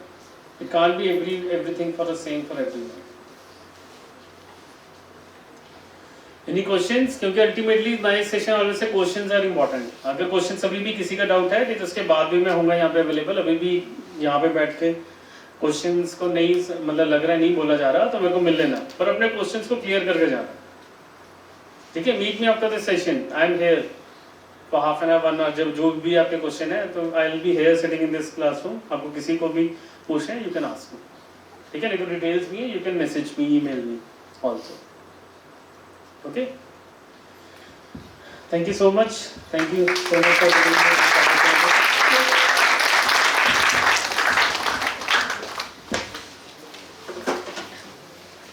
Thank you, sir. Now, I would like to invite all our respected teachers, Vikram sir, Pooja ma'am on stage, to kindly greet our respected speaker with a token of gratitude. Everybody is requested to please come on stage.